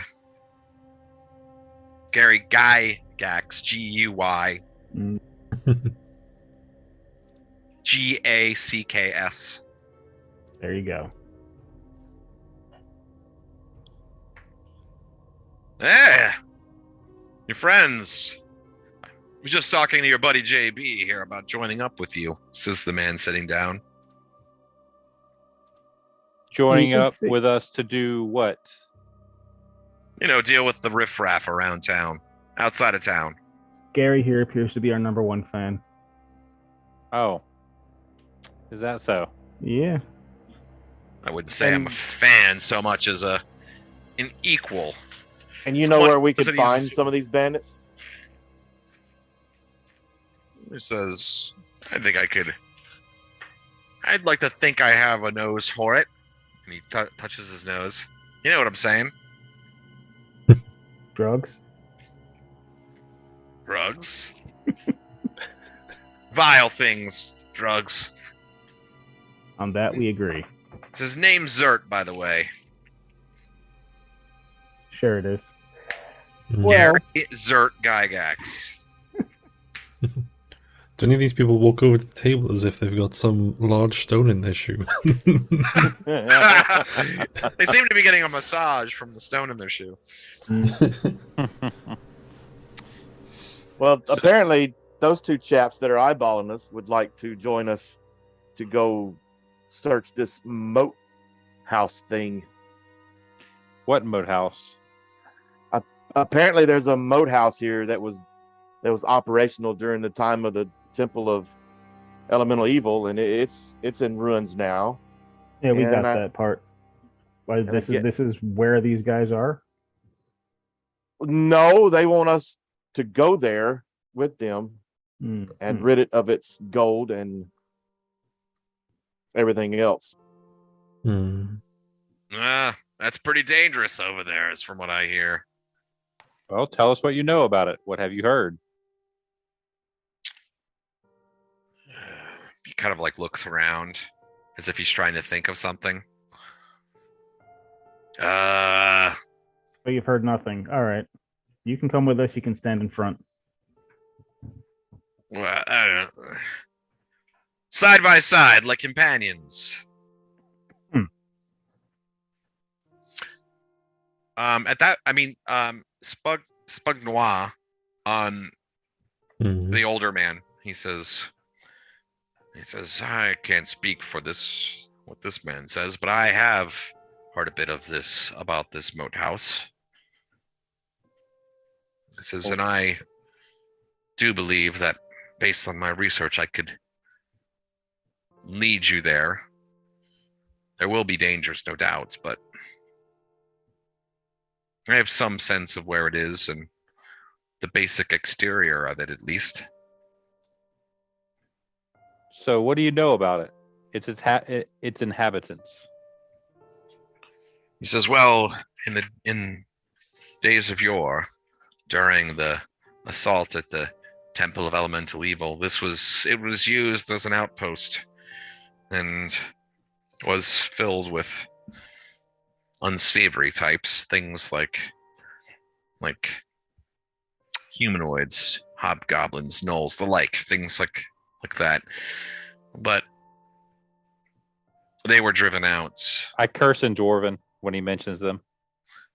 They were driven out, but there were also those who ascribed themselves to the temple's evil forces, and some say that there are maybe lost treasures and knowledge, things that were left behind, hidden things deep underneath the moat house. He says it has surely become overgrown these days, but it's but 2 leagues away. Not even a full day's journey. I myself have interest, and I have heard that there's the potential of ancient knowledge. I am a sage's apprentice, and I look to gather this information. I would be amenable to leading you there and traveling along with you, doing my best to uphold my ends when it comes to the fights that might occur. If I am just given what scrolls do we find along the way, so that I may add that knowledge to that of my masters and of my own. And you want the pre-scrolls as well. He says, that holds no interest for me. Things like that. This sounds like the type of place that I need to go to. Maybe my kinsman went in that direction. It sounds like something that they would have done. What do you think we round up a couple of bandits so we can maybe buy some horses? He did say 2 leagues away. Yes, if we can capture a couple bandits, we could afford transportation. He says it would make for a faster travel there, but I will say where the moat house lies, according to my research, is a bit swampy, muddy. It's not meant for horseback so much. How much would the horses be around in these parts? He says, you'd have to consult the player's handbook for exact prices. 75 gold. Riding horses, I think, are 75. It's There a good are, thing. It's a good thing dwarves can ride mules Ponies. Yeah. and donkeys. Yeah, they're like Donkeys 5 are gold. like nothing. They're Like nothing. 5 Yeah. gold. I don't think any of us could afford a horse. I could Maybe all of afford us a could donkey. afford one horse. I could afford a donkey and a cart. I can afford a horse, but Oh wow. yeah, never split the party. So the question is, do we want to kill or capture bandits or just go to this moat? Well, I would perhaps prefer to go to the moat, and maybe we run into bandits on the way there, while we're there, or on the way back. Well, if It we seems run, to me there may be a greater evil at this moat house, and that is more of a concern to me than bandits. if we run into them along the way, we have to keep them alive the whole time. Why? The bandits didn't put up much of a fight last time. It's maybe just opportunistic. Then with this many people, should be fine. If we run to them along the way, kill them where they stand. Byrne told us he would give us coin for the living, and we could increase our names for the dead. If there's plenty of treasure at the moat house, what do we need with theirs?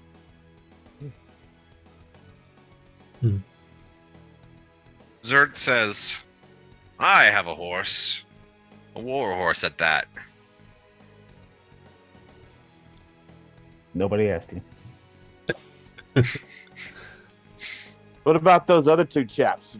Should we allow them to go with, or you think we can handle it? I have no information that would lead me to know one way or the other. I just wish to find my lost clansmen, and if I get to dispatch evil in the process, that is even better. I would not bother me if they came. Does not bother me if they do not. The larger the party, the greater chance that we succeed and come back alive with the ability to spend our gains. And if they don't make it back, then they should have known better. I'll tip my drink up to them and Tell them to come over. yeah. All right, they get up. Cobert, in particular, he looks enthusiastic. The big fighter. He kind of comes over. He downs his beer, and starts kind of like coming over, like, you know, he's not flexing every muscle, but he's definitely looking big. He actually has percentile strength, so he's very muscular. The monk, you know, he grabs his quarterstaff and begins to sort of walk over towards the table, and they both stand there, and he says, "So have you decided perhaps to allow us to join forces?" Yeah, join forces for killing things and taking stuff. Yes, and this fella here, what was his name? Gary. Gary. No, not Spunky. Is that his name? Spugnoir, I think. It's a really terribly spelled name. So Spug. it's anybody else got a different spelling for that? Spugnois. Spugnaz. Yeah. Spugnoz? Spetsnaz? Yeah. Spugnoz? Spugnaz. Spugnaz. Yeah. I was saying Spugnoir. Our I was new trying to give friend. him. Oh, go ahead. Yeah, go ahead. No, you're fine. Our new friend Spugnag here only wishes to keep scrolls that we find. He nods sagely.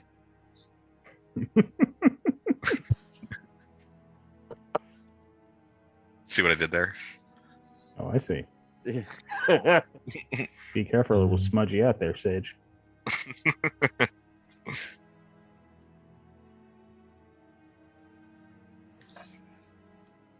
He nods.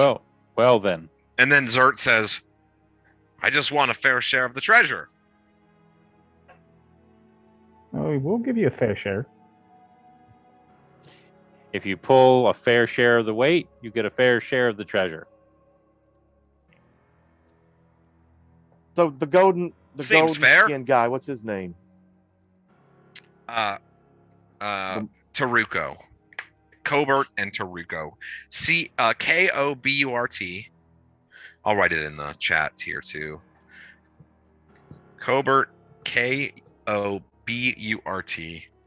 and Taruko.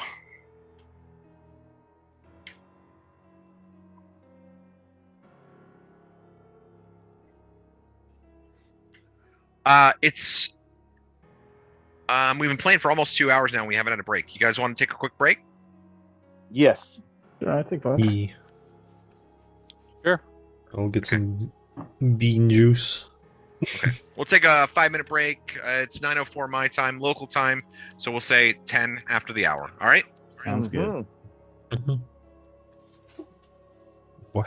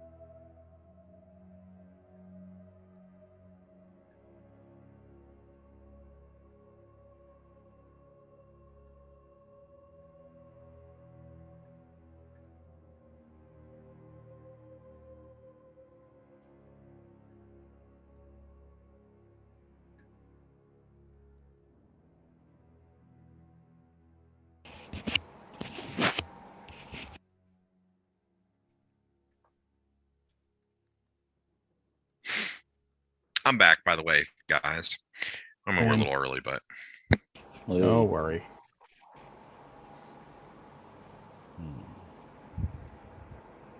No, quick question. The experience thing on the coin, that's for everybody, or is that certain members in this game? thief characters get 2 XP per gold.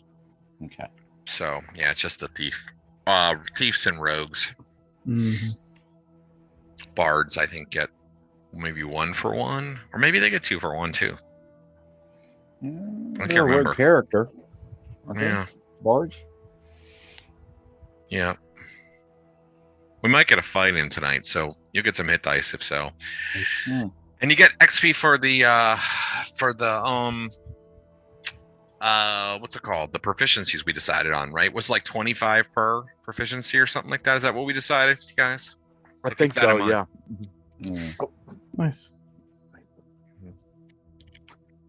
I don't think I've used any. Well, I only have really one.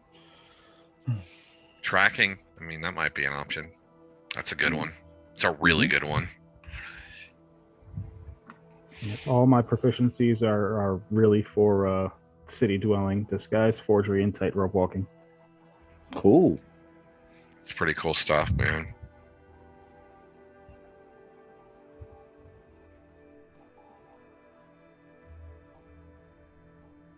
Yeah, I mean, some of that stuff is really good. Disguise is a really good one. I mean, I think it's so underrated. I love playing rogues. And my favorite thing is just how thieves have like the 8 abilities, and they have all the little percentiles, and like every time you go up a level, you get to like put little pieces into each Yep. thing. Like, I just love that. It's just so Yeah. nerdy fun for me. You ain't kidding.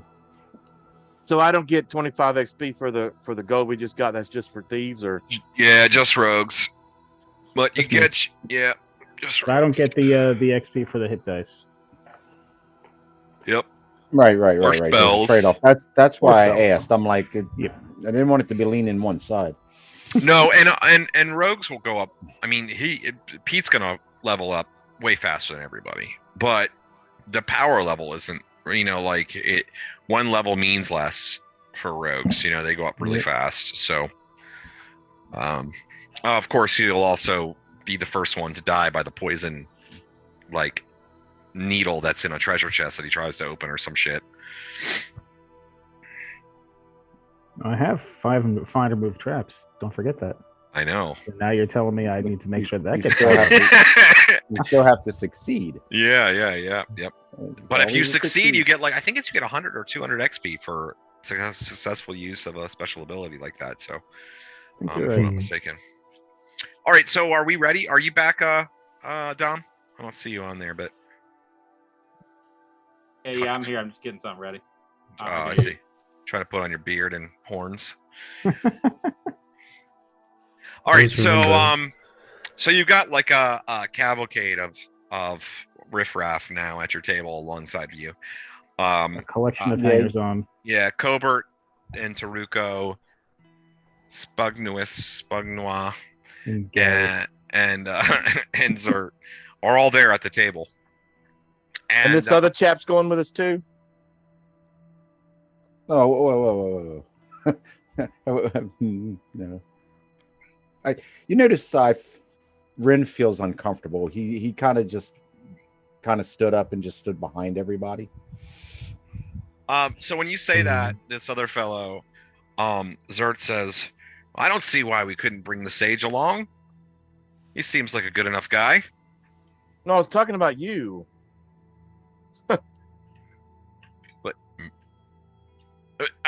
He doesn't even have a sword. I have a sword and leather armor, and I have a horse. Yeah, we're not taking the horses, homeboy. So you'll be outpacing us. But what about this armor?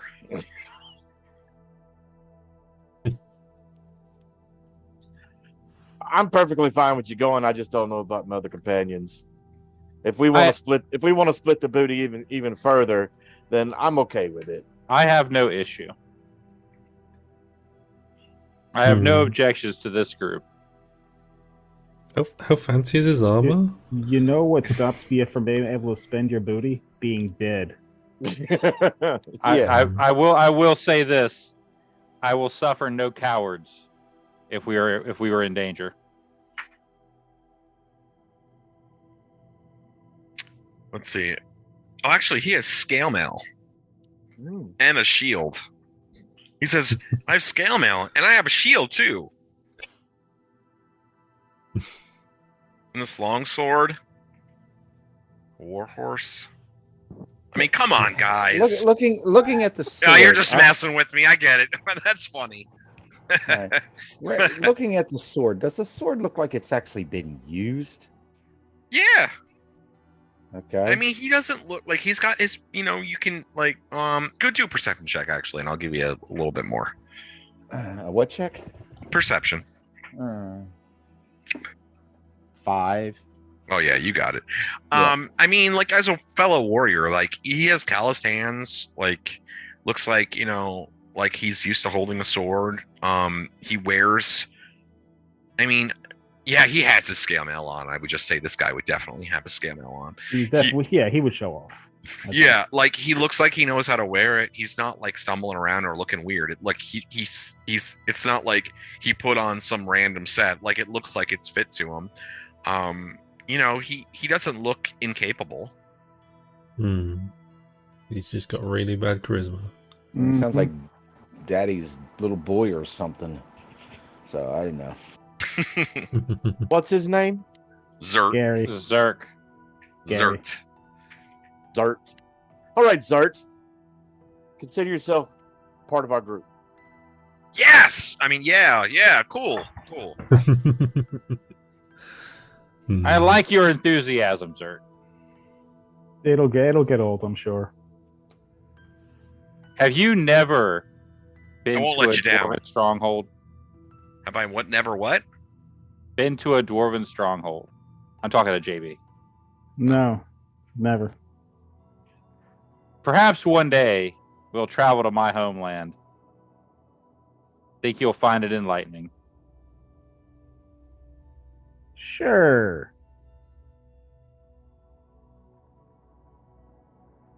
Spug Noir says, the sun is setting, it's getting late, but I can gather up my maps if you want to leave in the morning. I can prepare myself, unless you plan on waiting a couple of days.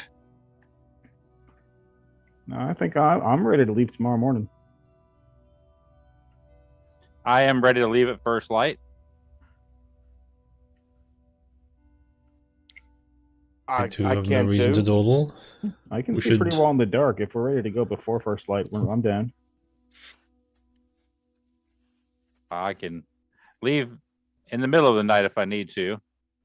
The darkness does not bother dwarves. Just trying to one-up me now, huh? Spug Noir says, there is a chance, again, I believe it'll be marshy nearby. It could be dangerous.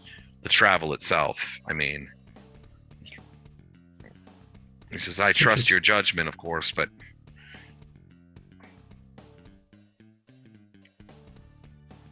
You should at least stock up on provisions before we leave. The bard's kicking it off over there. I know the bard's like, corner.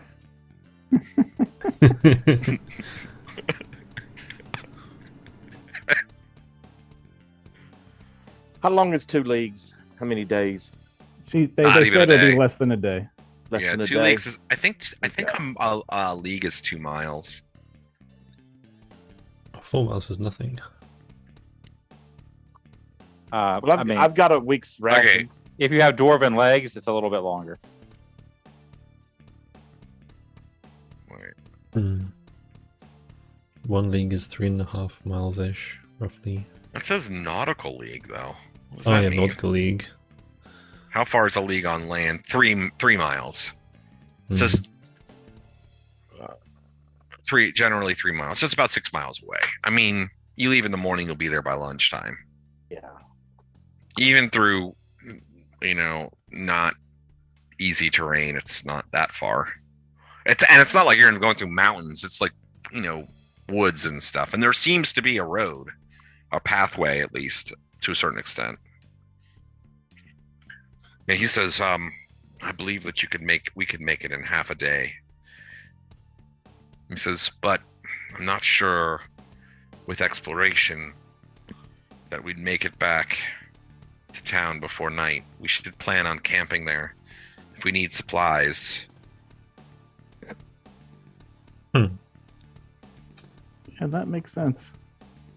It does. We don't want to get there, clear everything out, and then not make it home because it's too dark to see. I mean, I'll be fine, and Shorty will be fine, but, you know about the rest of you.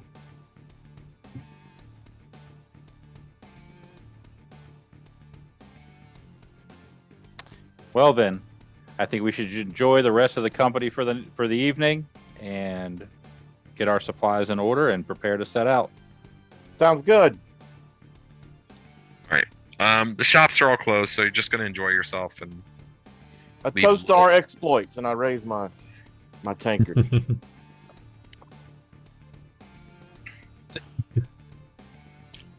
Spug Noir like kind of gives a smile. As he's not the oldest member of the group, but he's definitely the oldest. Like in terms of relative age. Like, which one of the elves is the oldest person in this group? I haven't rolled for age. Half elves actually start at like 18, 19. There's only like. I rolled for all my age and height and weight. I did all that. Are you like 40 something in age? I'm 68. Oh my god! So yeah, you're like definitely the oldest person. Yeah. Nice. Because they're not elves; they're half elves. Oh, okay. There's no yeah. straight up elf. They're all half elves. Yeah. Okay. And half elves, I think they start like at like normal human age. Yes, Like this is they true. they do have a longer lifespan, but it's like I don't know. 15 1d6. And like Seven. I'm a teenager in dwarf years, and it's like I'm like Grandpa Tuftrin over here. Mm, Mhm. I'm 22, so I'm fairly young.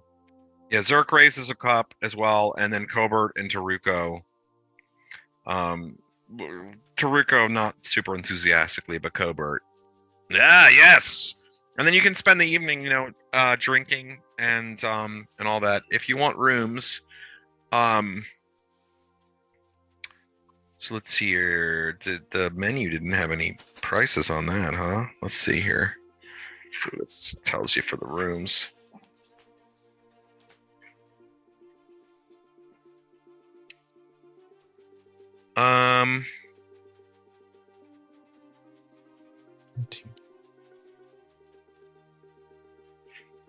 Let me see.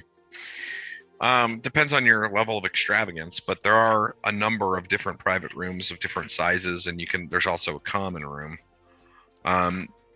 If you want to sleep in the common area, the dormitory, a silver piece.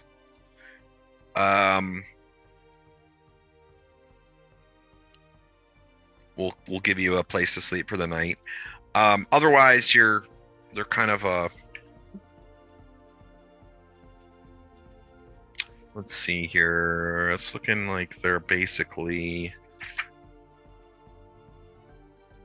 the cheapest other room is 5 electrum or 2 gold for private rooms. yeah, I'm gonna take the cheapest price private room. I don't get those too often, so I'm gonna enjoy it while I can. Yeah, I'll take an ordinary private room. How much was it? 2 Two gold gold. pieces. 2 gold. I can handle that. I will stay in the Mhm. common room. Common room for me. I'll also do the common room. How much was that one? A single gold. silver piece. Oh, Single common A silver. private room is 2 gold. A common room is a silver piece. Common room is perfectly fine for me. That's how we stay in the barracks anyway. Yeah, it's basically like a dormitory style sleeping room. Yeah, I'm But it down does with that. include hot tea and fresh loaves at no cost. There's like a dozen pallets, and but you can spend the night drinking, enjoying yourself, and you can get warm water and clean towels in the morning. Character sheet breaks down all your gold and stuff. Yep. Pretty good. I got 5,900 copper pieces. Wow, that's heavy. Well, Hmm. in gold. So yeah, you spend the night, and anybody wants to do anything you can. But do you want to just kind of narrative this, you guys, or do you want to play it out? For the rest of the night, I'm just going to hang out in the common room and just kind of chit chat with people. Nothing too serious. I'm going to try to wind down and prepare myself for the upcoming, potential skirmishes and whatnot. Do some prayers to Clangeddon. If anybody in the common room seems interested in it, I will regale them with the tales of Clangeddon. I'll jump out the window. Now, I would think that I would probably go out on the porch for a while if there's a porch here or outside. It's probably spend an hour or something, and then finish drinking my little bit of ale, and then just head on to bed. Yeah. So Ren, you notice like it is like I mentioned on the initial description in the last session is. This town is pretty well integrated with nature. There is a pretty big following for the Old Faith, which is in many ways, I mean, it's essentially Alona, but it's, I mean, I know you're not like a huge religious person, but it's essentially the nature god. But they didn't call it that, it's like druidic and all of that. So there is a pretty it's pretty considerate of nature, you might say. So they didn't necessarily chop down the old growth trees and things like that. So there is some of that around, and being outside, it's certainly not the same as being out in the wilderness, but it's in terms of a spiritual experience for Ren, it's about, it's not so bad in terms, in comparison to to where you were in Verbabonk or whatever, a big city. No, you all do your various activities, and eventually you're able to get some rest. There's no. I was going to go to my room and cast a light spell. I can cast those up to 3 times a day because of my specialty priest, and I want to pray. I want to drop my magical stone and pray for entangle, since some swamps were mentioned. Oh, that's such a good spell. I love entangle. Yeah, that's fine. Okay. What is your rules on praying for spells? How long does it take? I think it's something like 10 or 15 minutes per level, right? Yeah. But I'm more gonna play it as I'm only going to care about the length of time it takes to pray for spells if it's really an issue, because when you get to higher levels, the time that it takes to actually fill up all your spell slots is it's outrageous, and that's not fun. That's stupid. Do we really want to play that? I don't want to play that shit. That's boring to me. So we'll just say it it takes your time. You know what I mean? But if you're I left a couple slots open and you want to then sit down and pray for a spell in the middle of a dungeon or something, then I'll probably start counting the minutes and rolling random encounters. But if you're just talking about getting your normal spells for the day, whether it be wizard spells or priest spells, I'm not gonna nitpick on that. And what is your views on encumbrance? Is it by the book, whatever? I mean, I know we can't walk around with 40 swords. Yeah, that's the thing, is I think I'm gonna be kind of let's just be sensible about it. You know what I mean? And I trust all of you. I mean, I don't know you, Bud, but I asked the rest of y'all because I know you all, and I don't think anybody's gonna be stupid about it. If you're playing a skinny little wimp, you're not gonna be trying to lug around. I'm just gonna trust you that you guys aren't gonna be you're just gonna play it right. Yeah. So I mean, in general, so you don't have to calculate every ounce. I don't care about that. Just be realistic about it. And if I see that you're not being realistic, I'm gonna be like, come on, what the fuck, dude? You have literally 300 pounds of gold in your hands. You cannot carry that chest of drawers back on in your pouch. Okay. So no armoire's invincibility. I have 2 pounds of gold. Tensor's floating disc. Mm-hmm. That's a good spell for looting. Yeah. It lasts for hours too. So yes. All right, so you all get your rest then. Is everybody gets their rest then? You spend some time Yeah. praying. Yeah, praying for spells and then resting. Yeah. Okay. Where does the other mage rest? Does he get his own room? The who? The other mage, the sage guy. Oh yeah, he has a room already. He already has Okay. a room here. Mm. As do. Let's see. Cobert and Taruko are staying in the common room. So they're staying in the dorm as well, and Zert has his own room as well. Yeah.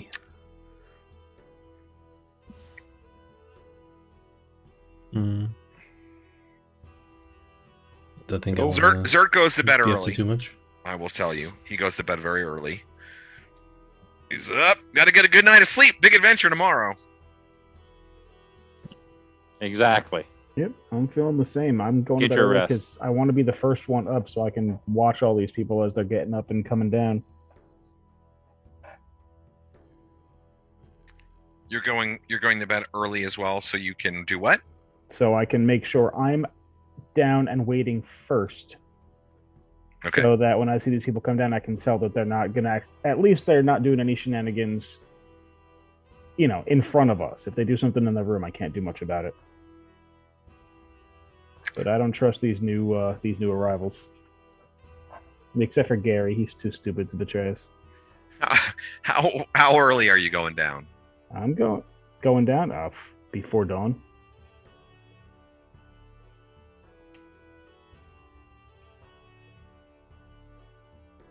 Okay.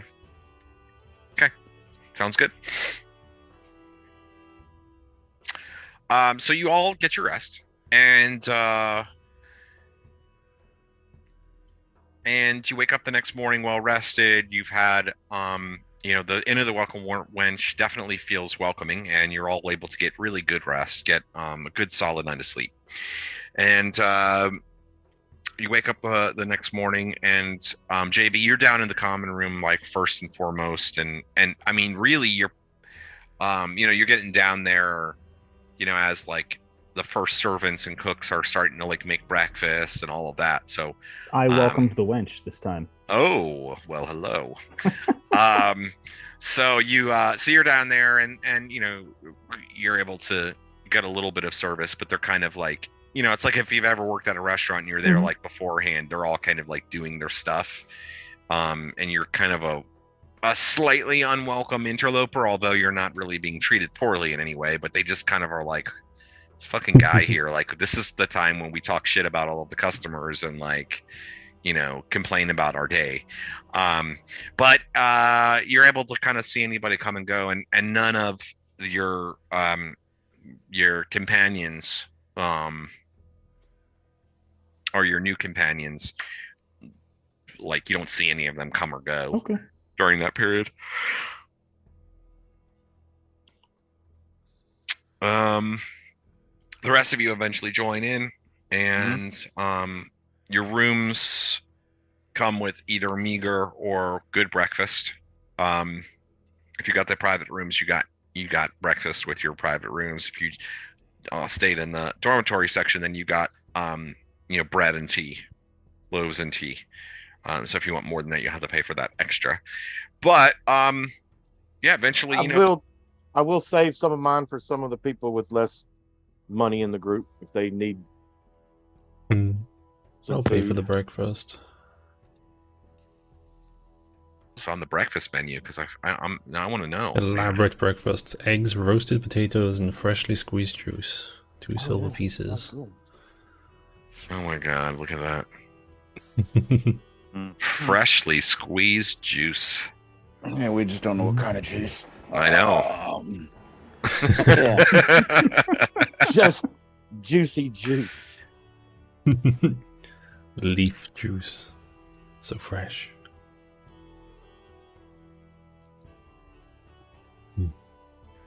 All right. So what do you want to do once you've all rejoined down in the common room? Should we head to the... Does anyone require provisions before we go? I have a Hmm. week's worth of rations, and I have rope and torch. So I'm kind of. I don't know what else we would need for swampy regions. I assume a week's rations for you, not for everyone. No, I they're would not. need to no. get some rations.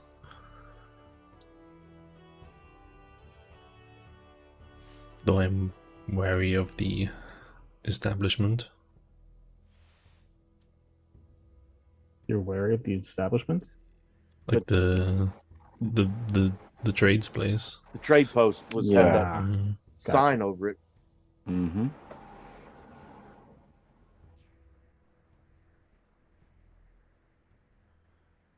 We can see how it is when we get there. Yeah. Yeah, if they were poisoning everyone who bought rations and provisions there, they wouldn't have much repeat business.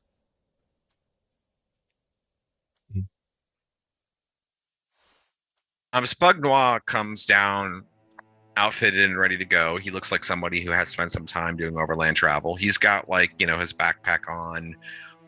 You can see like a book is wrapped, a bookcase or whatever, like a like a leather book carrier.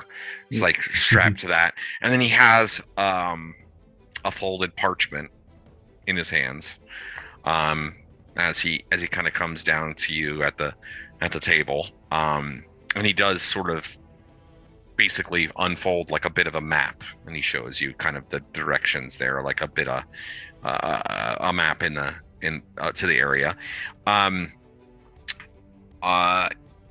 Cobert and Taruko, Cobert hit it pretty hard, so he seems like grumpy and agitated.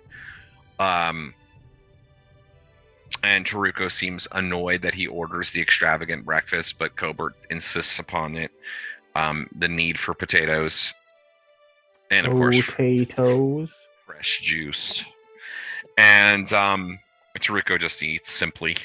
He just eats bread and water for breakfast. And then Zert, comes sort of bounding down the stairs. Actually, he probably would have been first, but he says, "Ready for adventure. Let's do this." So I'm not bringing my horse. No horse. All right. I mean, unless you want to buy a horse for all of us.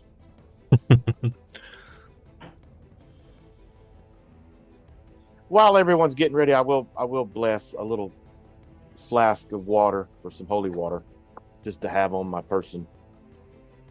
Do you need me to cast a bless spell or just? Hmm? I think you have to cast bless to get holy All water, right. right?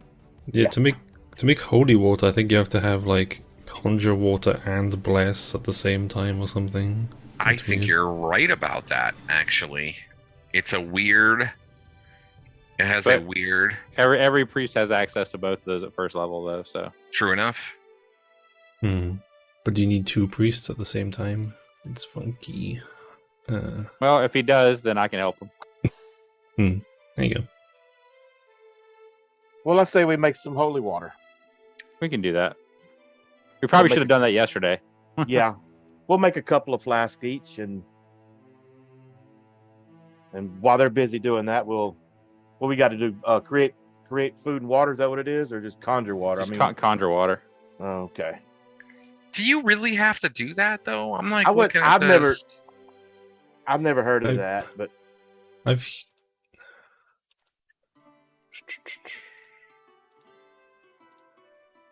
I don't know if you have Figure to, out. but it kind of makes sense because conjure water would be the purest water. I don't know. if it's create actually any- water. Yeah, create water. It's first level. Okay.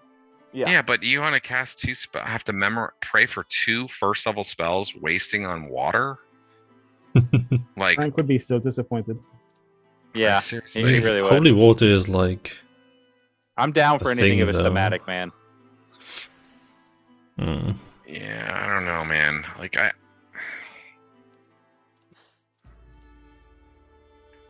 Um, Hey, you're the DM. Whatever you say, rubber stamp. Yeah. That is true. Yeah, I know, man. I think that's really stupid. I don't really want you to waste a whole bunch of shitload of spells on that. Cool.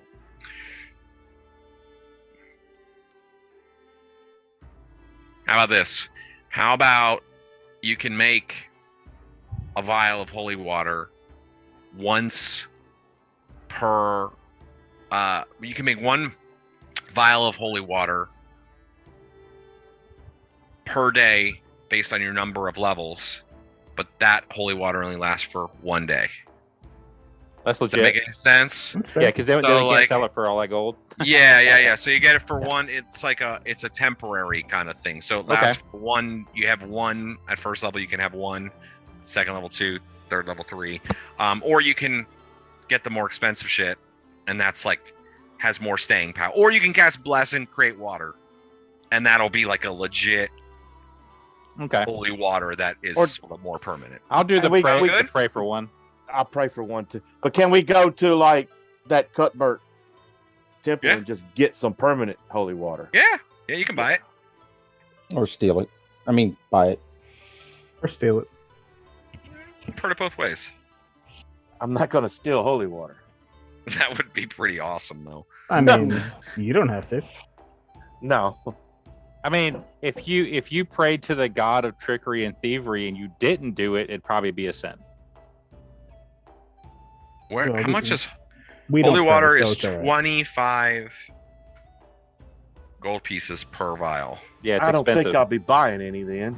You just like, can I just be paid in holy water burn? No, we have holy water. It fell Mm. off the back of the truck. Yeah. Mm. You sure you don't want to steal it? No, we'll do the day. We'll just do the daily thing. Just keep blessing it every day. Yeah, just keep a couple on us. That's cool. Yeah. Yeah, at All least right, then move- you have at least 2. You have 1 for each of you. That's just Yep. all. Okay. And then at second level, you can have 4. So it'll Mhm. it'll multiply. Holy water is pretty much a standard item, and I don't want it to be too much of a pain in the ass. But you can also make it if you want to. Doing it the more complicated way. All right. So did you need to go to the? Are you going to buy anything from the store? Or are you going to you're just heading out from where you are? I'm good. No, I'm going I'm to the good store. myself. Oh my I'm God! good. Listen, look at this shit. It's even worse. In a temple of the god, 3 priests of second level or higher stand over an empty water basin and perform a ritual of prayer. They pray for the god's blessing and protection for an entire hour. At the end of the time, they each cast a spell and do so simultaneously. One casts create water, the second casts protection from evil, and the third casts purify food and drink. Half a gallon of holy water is created, though. That's a lot of holy water. Okay, Yeah, that's why the permanent holy water costs that much. that makes sense. Yeah. I mean, Okay. what else do these priests have to do with their day? I don't know, like help people. Why do you think I left the church? Yeah, I'm tired of making holy water all day. helping themselves get a whole lot of holy water? You're not second level. You can't even help make it. Yeah, I can't even help make it. They You're like polish the literally basin. gathering the water from the Yeah. stream. I had to go get the damn water. All right, so are you heading out then? You got everything you need, and you're gonna head on out. Yep. I'm All ready to go. right. Let the good stuff begin here. All right, so now you head on out, and it's the group of 5 of you plus Zert, Spugnoir, Cobert, and Taruko. So you have done the first edition thing and brought a bunch of hirelings along with you, which is actually what the module expects you to do. So there are 9 of you traipsing out of the town. For now. And For it's now. called cannon fodder. Yeah, I know, right? We need meat Uh, shields. And I nominate Gary. Poor Gary, Are man. we not doing the provision stuff, or are we like skipping over provision stuff? Assuming you don't like for Fuck. buying stuff at the trade post. All right, that's what I'm asking. Are you going to do that? Yeah, I think Uh, he needed to. Yeah. Yeah, Okay. I don't have any rations. But I also don't need rations for myself, really.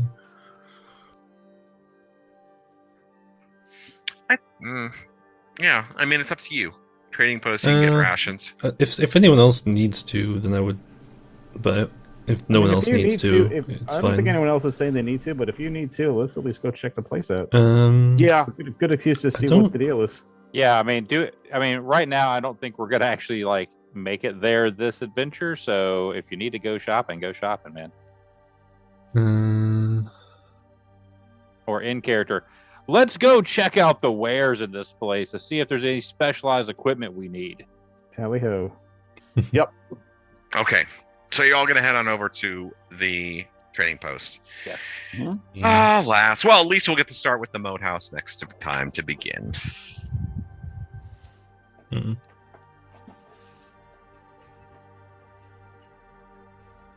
And I have a map.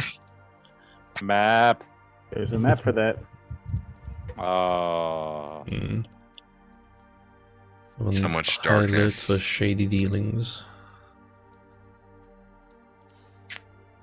So here's the front door. It's at the very bottom of the map. That's the front door, huh? All right. Let's see here. I'll read you the description again here. Outside the door, a shield and lantern are suspended from chains. The shield is painted, showing a sword and a cheese. This is the local trading post, wherein a merchant apparently provides for the needs of villagers, travelers, and adventurers alike. And of course, hidden discreetly amongst the sign is the tearing eye symbol scratched into it. The doors are open, and the whole front of building is filled with various goods, while the barn in the back has animal saddles and the like available to any willing to pay the price. Yeah, so the doors are open. Go in and start looking around. Yeah. Yep. I'll- I'm going in. Yep. Let's see here. Let me get my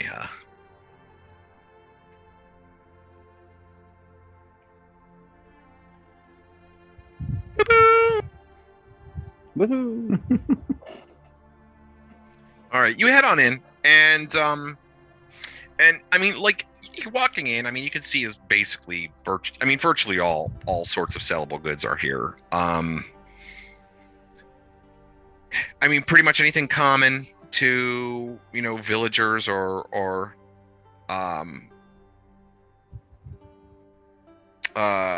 adventurers. So pretty much anything that you could think of that you would need, including rations. There are dried tack and things like that for traveling. There are a couple of folks that are operating the trading post.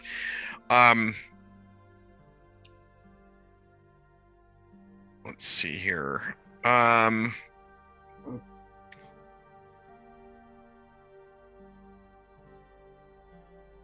There is one man.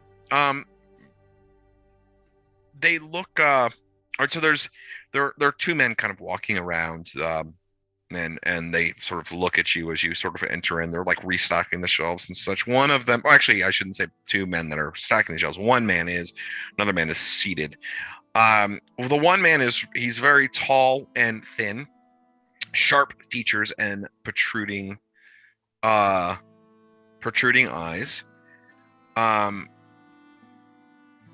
And he kind of looks at you appraisingly as you enter in. The other man is very, very fat. He's like morbidly obese. And he's sitting down, and let's see here. You're all entering in. Upon seeing Gray Ash, JB, you kind of wear a hood for the most part, right? Yeah. Upon seeing Gray Ash, then, and noting, he kind of like scoffs at you, Gray Ash, when he sees you. Hmm. He's like, the other one says, the tall, skinny one says, come in. We're just getting opened here. But don't worry, I guess we can help you if you need help. That bad, first thing in the morning, first customers of the day. It's like he's saying, please rob me. I look at the one Mhm. that scoffed. I said, "You do realize that gold from that man's hands just the same as gold from my hands, Yeah, it's only dirtier. but it spins the same."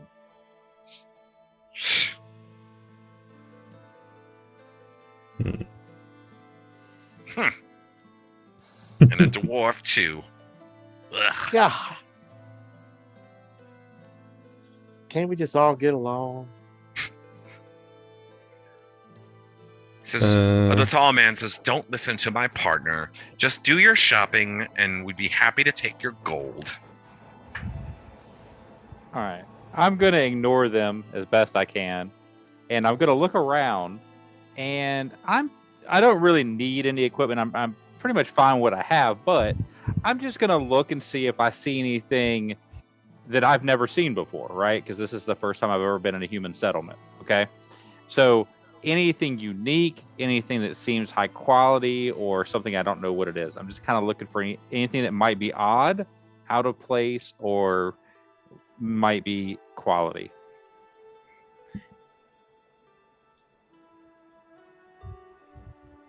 It's a good question.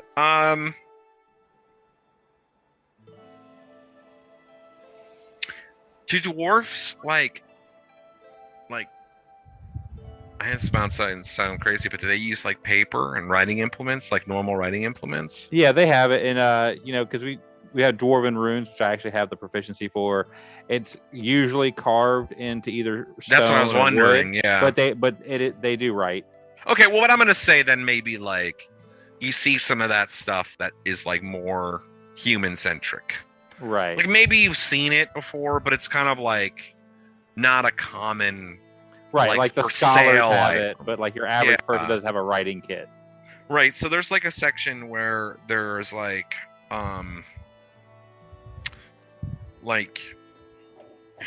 it's a lot of weird stuff kind of all grouped together. Like imagine like it's a like you go to like an Ace Hardware and like it's not like Home Depot, like Ace Hard, like a real hardware store where they have like fucking everything. Yeah, bins of It's like you have to know where it yeah. is. Yeah. And it's all jammed in together. So there's like a section where there's like ropes and chains and shit. And then there's like, like an extendable 10-foot pole. And then there's like, and then like also in there are like writing pens and ink jars. And then like, paper and scroll tubes. And like, it's all kind of in there together. But it is like a little bit unusual to sort of see that just like as a commonplace item. Because like in dwarven culture, that's not really a commonplace item for sure. So, I mean, I wouldn't say there's anything like special, but like to you, that would be weird. Right. Okay. Interesting. I mean, and there's a bunch of shit like weapons and armor and stuff, which like to your dwarven eyes are like, like crap, All right. Even so, all of you would say that that's crap. Like any of you who uses armor and weapons, it's like, it's not that it's like it's not serviceable, but like it's not, it's like I don't know. It's like if you were buying something from Walmart instead of like, a dude who's like literally working an anvil. Like this is not the same kind of stuff. So it's like really, it's just kind of crap in that sense. Yeah. So here's the question: the telescoping 10-foot pole. How much is it in its shortest form? Like how long is it in its shortest collapsible form? 2.5 feet. Perfect. How much is it? Let's see here. 10-foot pole is. Let's see if I can find a price for a pole 10-foot and then adjust the price here. Right. I have it. Arms and equipment guide. It's got to be in that, right? I would assume. Equipment. But I didn't see a collapsible one. I know. Adventurous equipment. Let's see here. Oh, come on now. Really? I couldn't find it.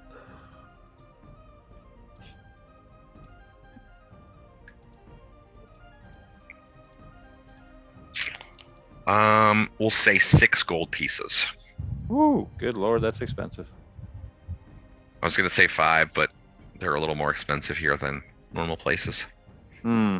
Okay. All right.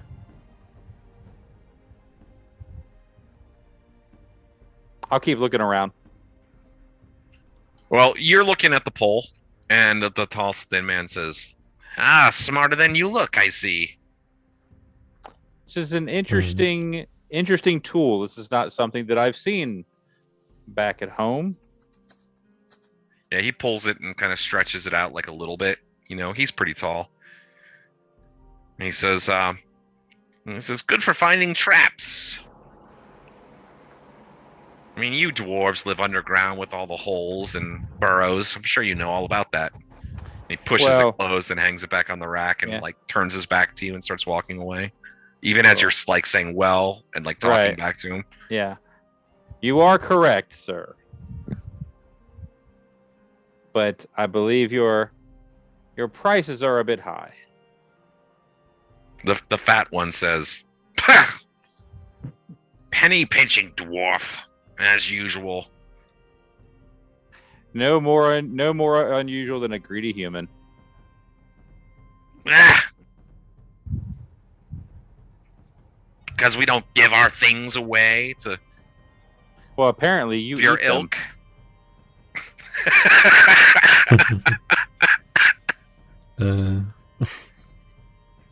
What are the rest of you doing? I'm looking for some sacks. Yeah, they got sacks. I just need 2 sacks. I want to buy Yeah. a week worth of dry rations. 110% of the list price, and it is whatever you find in the book, whatever it says in the player's handbook. Week of rations are 10 gold. So are actually 75% of list. Oh. Rations are less than normal price. That's suspicious. I know, I don't understand it. Maybe they were thinking about being poisoned. It says one per customer. 1 ration? No, one like set of like Oh, I don't know. It just says like it has a list of most are available at list price. Oh no, that's wrong. It's the same at list price. Dungeon carts are 75% off list price. One per customer. I was gonna say they got to give a discount on their food here because the welcoming wench is so welcoming. so the sack is 100% over? No, that sack is 110% of the price, so like 10% more.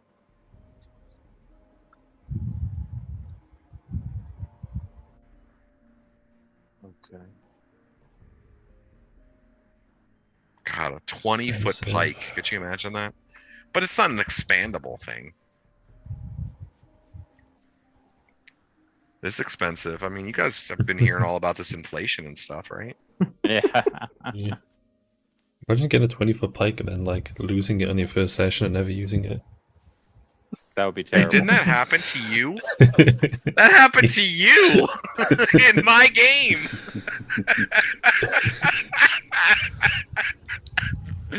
Oh, I forgot all about that. Fun times.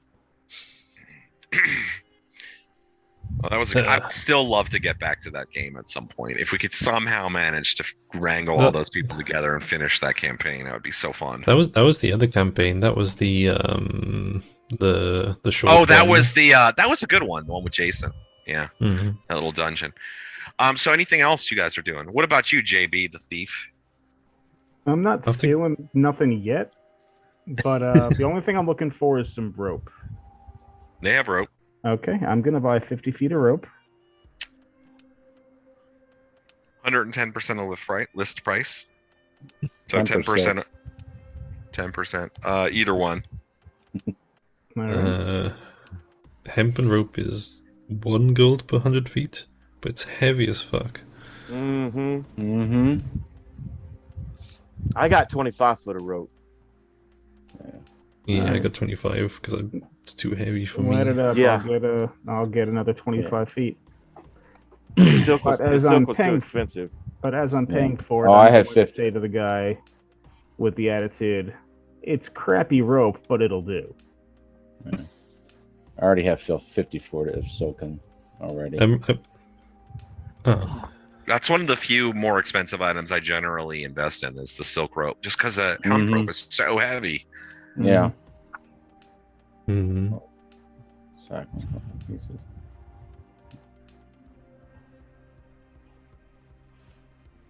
With 2 days of dried fruit, would that be same as rations? Yeah. 2 days of Mhm. rations, good. All right.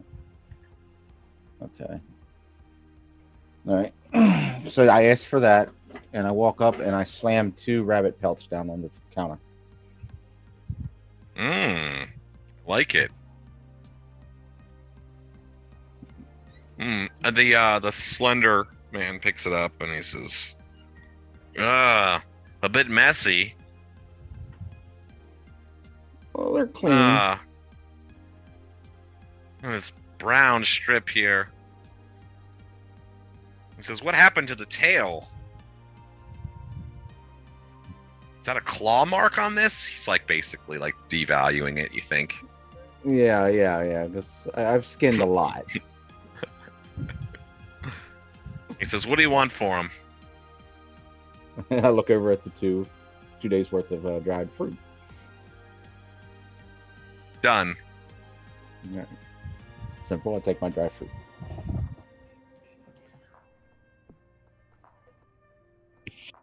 Yeah, count that as a proficiency for yourself. Because hunting is one of your proficiencies, even though you didn't use it. But count that as a proficiency in terms of XP.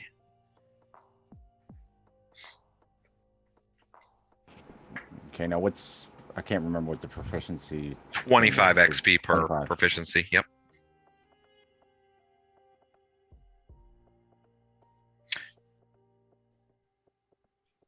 Anything else you guys want to pick up? I'm good. I've already left the building.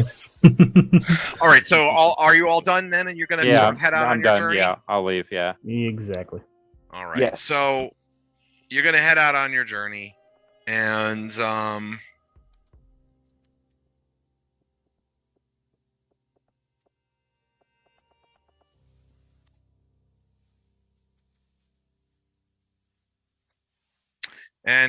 going to stop there because we don't have enough time to do anything else. It is at our finishing time here, but we'll play next week if Bud and Dom are able to. So we won't have to wait too long for the excitement, and it's really cool because we're going to be able to head right out to the moat house to begin the day. So let's before we head on off with here, why don't we really quickly nominate a player for sort of like role player of the week here. Anybody got any nominees or thoughts? I nominate the beard. Definitely the beard. The beard has to be it. I'm feeling Dom did a good job too. I agree. I think that was good. Yeah. I think you all did well, actually. So I'm gonna Yeah, give it was 100. super fun. Yeah, everybody's gonna get 100 XP, but Dom will get 150. Appreciate it. Thank you. Role playing XP. Yeah. So hopefully you all calculated your XP when you did your stuff. Yes. You know, it took that along. If you're having trouble doing that, please just reach out to me. I want to make sure you're not losing out. Because everybody should be getting little bits here and there. I don't want to keep track of it, but if you're struggling with it early on in the game, then I'll help you work that out. But I really didn't do anything this time around to get anything beyond the 100 XP. So Yeah, same. it was more role playing Yeah, it was Yeah. fun. than anything. Yeah. that was good. I liked it too. Oh, I yeah. mean, you're setting everything up, and Oh, yeah. it's always fun to do that. Well, thanks to everybody watching except for Frank. Fuck you, Frank, one more time. And thanks you guys for playing. It's really I enjoyed this game, and looking forward to that. I'm glad we only have to wait a week till we get to play again. Hopefully, just let us know in the chat as soon as you can. I already have a babysitter, so either I'm going out on a date or I'm gonna play this game with you guys. So That sounds good. Looking Like I forward said, to getting to this- I this should be good Wizards to go. So there are quick note on that. There are 2 weekends coming up in October. I'll put it in the chat. 2 Thursdays that I will not be able to play in October, unfortunately, because I'll be out of town both of those weekends, and they're back-to-back weeks. Okay, I- so it'd probably just be one session then. But Yeah. I'll put it in the chat. But if we're like doing like a town session or an RP session, you guys want to play? I mean, my dwarf can easily be off doing something, So don't feel stuff. like.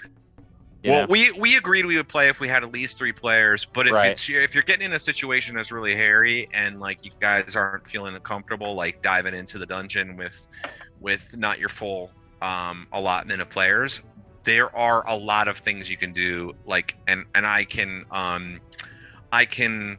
dangle a little something out there for you that we could do as like a one-off that's in this area. And we picked up 4 meat shields today. Very true. Yeah. Sounds like a plan, That's guys. a lot of NPCs I'm playing. So, but anyway, good times, guys, and we'll